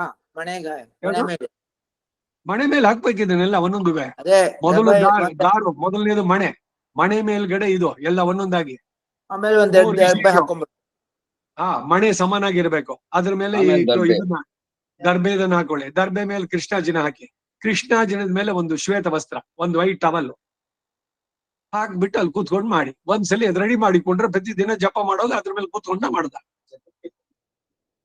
ಯಾವ್ದಕ್ಕೆ ಇಟ್ಕೋಬಹುದು. ಆ ಪವಿತ್ರ ಜಪ ಆಗಿದ ತಕ್ಷಣ ತೆಗೆದಿಟ್ಬಿಡಿ. ಜಪಮಾಲೆನೂ ಅಷ್ಟೇ, ಜಪಮಾಲೆ ಹಾಕೊಂಡು ಊಟ ಮಾಡ್ಬೇಡಿ. ಟಾಯ್ಲೆಟ್ಗೆ ಹೋಗೋದಾದ್ರೆ ಉಂಗುರ ಇದು ಪವಿತ್ರದ ಹಾಕೊಂಡು ಮಾಡೋದಲ್ಲ. ಸಂಧ್ಯಾ ವಂದನೆಗೂ ಪವಿತ್ರ ಹಾಕೊಂಡು ಸಂಧ್ಯಾವನೆ ಮಾಡ್ಬೇಕು ಅಂತ ಹೇಳ್ತಾರೆ. ಮಾಡ್ಬೋದು ಧಾರಾಳವಾಗಿ. ಯಾವ್ದಕ್ಕೆ? ಪವಿತ್ರ ಪಾಣಿ ತ್ರಿಪ್ರಾಣ ನೈಮ್ಯ ವಿಧಿ ಇರೋದೇ ಹಂಗೆ. ಹೌದು. ಸೊ ಅದಕ್ಕೇನು ಈ ಚಿನ್ನದಲ್ಲಿ ಪವಿತ್ರ ಉಂಗುರ ಮಾಡಿಸ್ಕೊಳ್ಳಿ. ತಂದೆ ಇಲ್ದಿದ್ರೆ ಮಾತ್ರ ಅದಕ್ಕೆ ಯೋಗ್ಯತೆ, ಅದನ್ನ ಹಾಕೊಳ್ಳಿ. ಆದ್ರೆ ಆ ಪವಿತ್ರ ಉಂಗುರ ಜೋಪಾನಾಗಿ ಇಟ್ಕೊಳ್ಳಿ ಹೆಚ್ಚಿಗೆ ಅಂತ. ಇನ್ನೊಂದು ಸಂಧ್ಯಾನು ನೀವು ಕೇಳ್ಬೋದು. ಅವನು ಏಕಂಠ ಲಗ್ನ ತುಳಸಿ ನಳಿನಾಕ್ಷ ಮಾಲ ಯಮ ಅವನ್ ಕಿಂಕರನ್ಗಳಿದೆಲ್ಲ. ಅಂದ್ರೆ ಯಾವಾಗ ಪ್ರಾಣ ಹೋಗುತ್ತೋ ಎಲ್ಲಾ ಟೈಮ್ ನಲ್ಲೂ ತುಳಸಿ ಮಾಲೆ ಧರಿಸಬಹುದು. ಆದ್ರೆ ಏನು ಅಂತಂದ್ರೆ ಇವಾಗ ನಮ್ದು ಸಂಹಿತೆನಲ್ಲಿ ಮುಂದಕ್ಕೆ ಪ್ರಾಚೀನ ವೀತಿ ನಿವೀತಿ ಎಲ್ಲದಕ್ಕೂ ಬರುತ್ತೆ. ಇದ್ರದಕ್ಕೆ ಯಜ್ಞ ಸೂತ್ರ, ಉಪವೀತ ಹೇಗಿರ್ಬೇಕು ಅಂತ. ಬಹಿರ್ದೇಶಕ್ಕೆ ಹೋಗ್ಬೇಕಾದ್ರೆ ಆಟೋಮೆಟಿಕ್ ಆಗಿ ಬಂದು ತೆಗೆದು ಕಿವಿಗೆ ಸುತ್ತಕೊಂಡು ಶುದ್ಧಿ ಅದ್ರದಕ್ಕೆ ಆ ಟೈಮ್ ನಲ್ಲಿ ಜಪಮಾಲೆ ತೆಗೀರಿ. ಊಟ ಮಾಡುವಾಗ ಜಪಮಾಲೆ ತೆಗೀರಿ, ಪವಿತ್ರದನ್ನು ತೆಗೀರಿ. ಮಿಕ್ಕಿ ಟೈಮ್ ನಲ್ಲಿ ಹಾಕೊಳ್ಬೇಕಾದ್ರೆ ಶುದ್ಧವಾಗಿರ್ಬೇಕಷ್ಟೆ. ಶರೀರ ಶುದ್ಧಿ ಇದು ಇಟ್ಕೊಳ್ಳೋದು ಅದ್ರ ಹಾಕ್ಬಹುದು. ಸಾಲಿಗ್ರಾಮದ ಉಂಗುರ ಹಾಕೋಬಹುದು. ಆದ್ರೆ ಆರಾಧನೆ ಮಾಡ್ಬೇಕಾದ್ರೆ ಎಷ್ಟು ಶುದ್ಧಿ ಇರುತ್ತೋ ಅಷ್ಟೇ ಶುದ್ಧವಾಗಿ ಇರಬೇಕು ಅಷ್ಟೇ. ನಾನಾಚಾರ್ಯ ಸಾಲಿಗ್ರಾಮದ ಉಂಗುರ ಹಾಕೊಳ್ತಾ ಇದ್ರು. ಎನ್ಗಿಟ ಮೈಕಿನ ಸಾಲಿಗ್ರಾಮದ ಉಂಗುರ ಅದನ್ನೆಲ್ಲ ನಾನು ಅದೇ ಇಂಥ ಕೆಲ್ಸಗಳು ಇದ್ ಮಾಡು. ಅದಕ್ಕೆ ಅವಾಗ ಪಾಲ್ ವೆಂಕ್ಯಂಗೋ ಕಾಫಿ ವೆಂಕ್ಯಂಗೋ ಇನ್ನೆತ್ತಂಗೆ ಯಾವ್ದು ಬೇಡ ನನ್ಗೆ. ಕೈನಲ್ಲಿ ಅದೆಲ್ಲ ತೆಗಿಬೇಕು. ಇಲ್ದಿದ್ರೆ ಏನಾದ್ರು ತಿನ್ಬೇಕಾದ್ರೆ ಒಂದು ಕೆಲಸ, ಅದೊಂದು ಯಜ್ಞ ನಡೆಸ್ಬೇಕಾದ್ರೆ ಅದು ನಾನು ಸಾಲಿಗ್ರಾಮದ ಉಂಗುರ ಹಾಕೊಂಡೇನೆ ಯಜ್ಞಗಳು ಸಂಸ್ಕಾರಗಳು ನಡೆಸ್ಬೇಕಾದ್ರೆ I consider that as a yajna. ಅವ್ರು KS ನಾರಾಯಣಾಚಾರ್ಯ ಹಾಕೊಳ್ತಾ ಇದ್ರು ಸಾಲಿಗ್ರಾಮದ್ದು. ಆದ್ರೆ ಅಷ್ಟು ಶುದ್ಧತೆ ಇಟ್ಕೋಬೇಕು ಅಷ್ಟೇ. ಹೌದು, ಹಾಗೆ ಇದ್ರಲ್ಲೂ ಕೂಡ ಅಷ್ಟೇ. ಚೈಲಾಜಿನ ಕುಶೋತ್ತರಂ ಪವಿತ್ರ ಪಾಣಿಹಿ ತ್ರಿಪ್ರಾಣ ನೈಮ್ಯ ಇವೆಲ್ಲ ವಿಧಿಗಳಿರೋದು. ಪವಿತ್ರವನ್ನ ಧರಿಸೋದು. ಪವಿತ್ರ ಮಾಡಿ ಇಟ್ಟಿರಿ, ಏನಾದ್ರು ಹೋಯ್ತು ಕಟ್ಟಾಯ್ತು ಅಂದ್ರೆ ಬಿಸಾಕಿ ಇನ್ನೊಂದು ಹಾಕೊಳ್ಳಿ. ಗಂಟು ಬಿಚ್ಚಿಬಿಟ್ಟು ಹಾಕಿ, ಹಂಗೆ ಆಗ್ಬಾರ್ದು.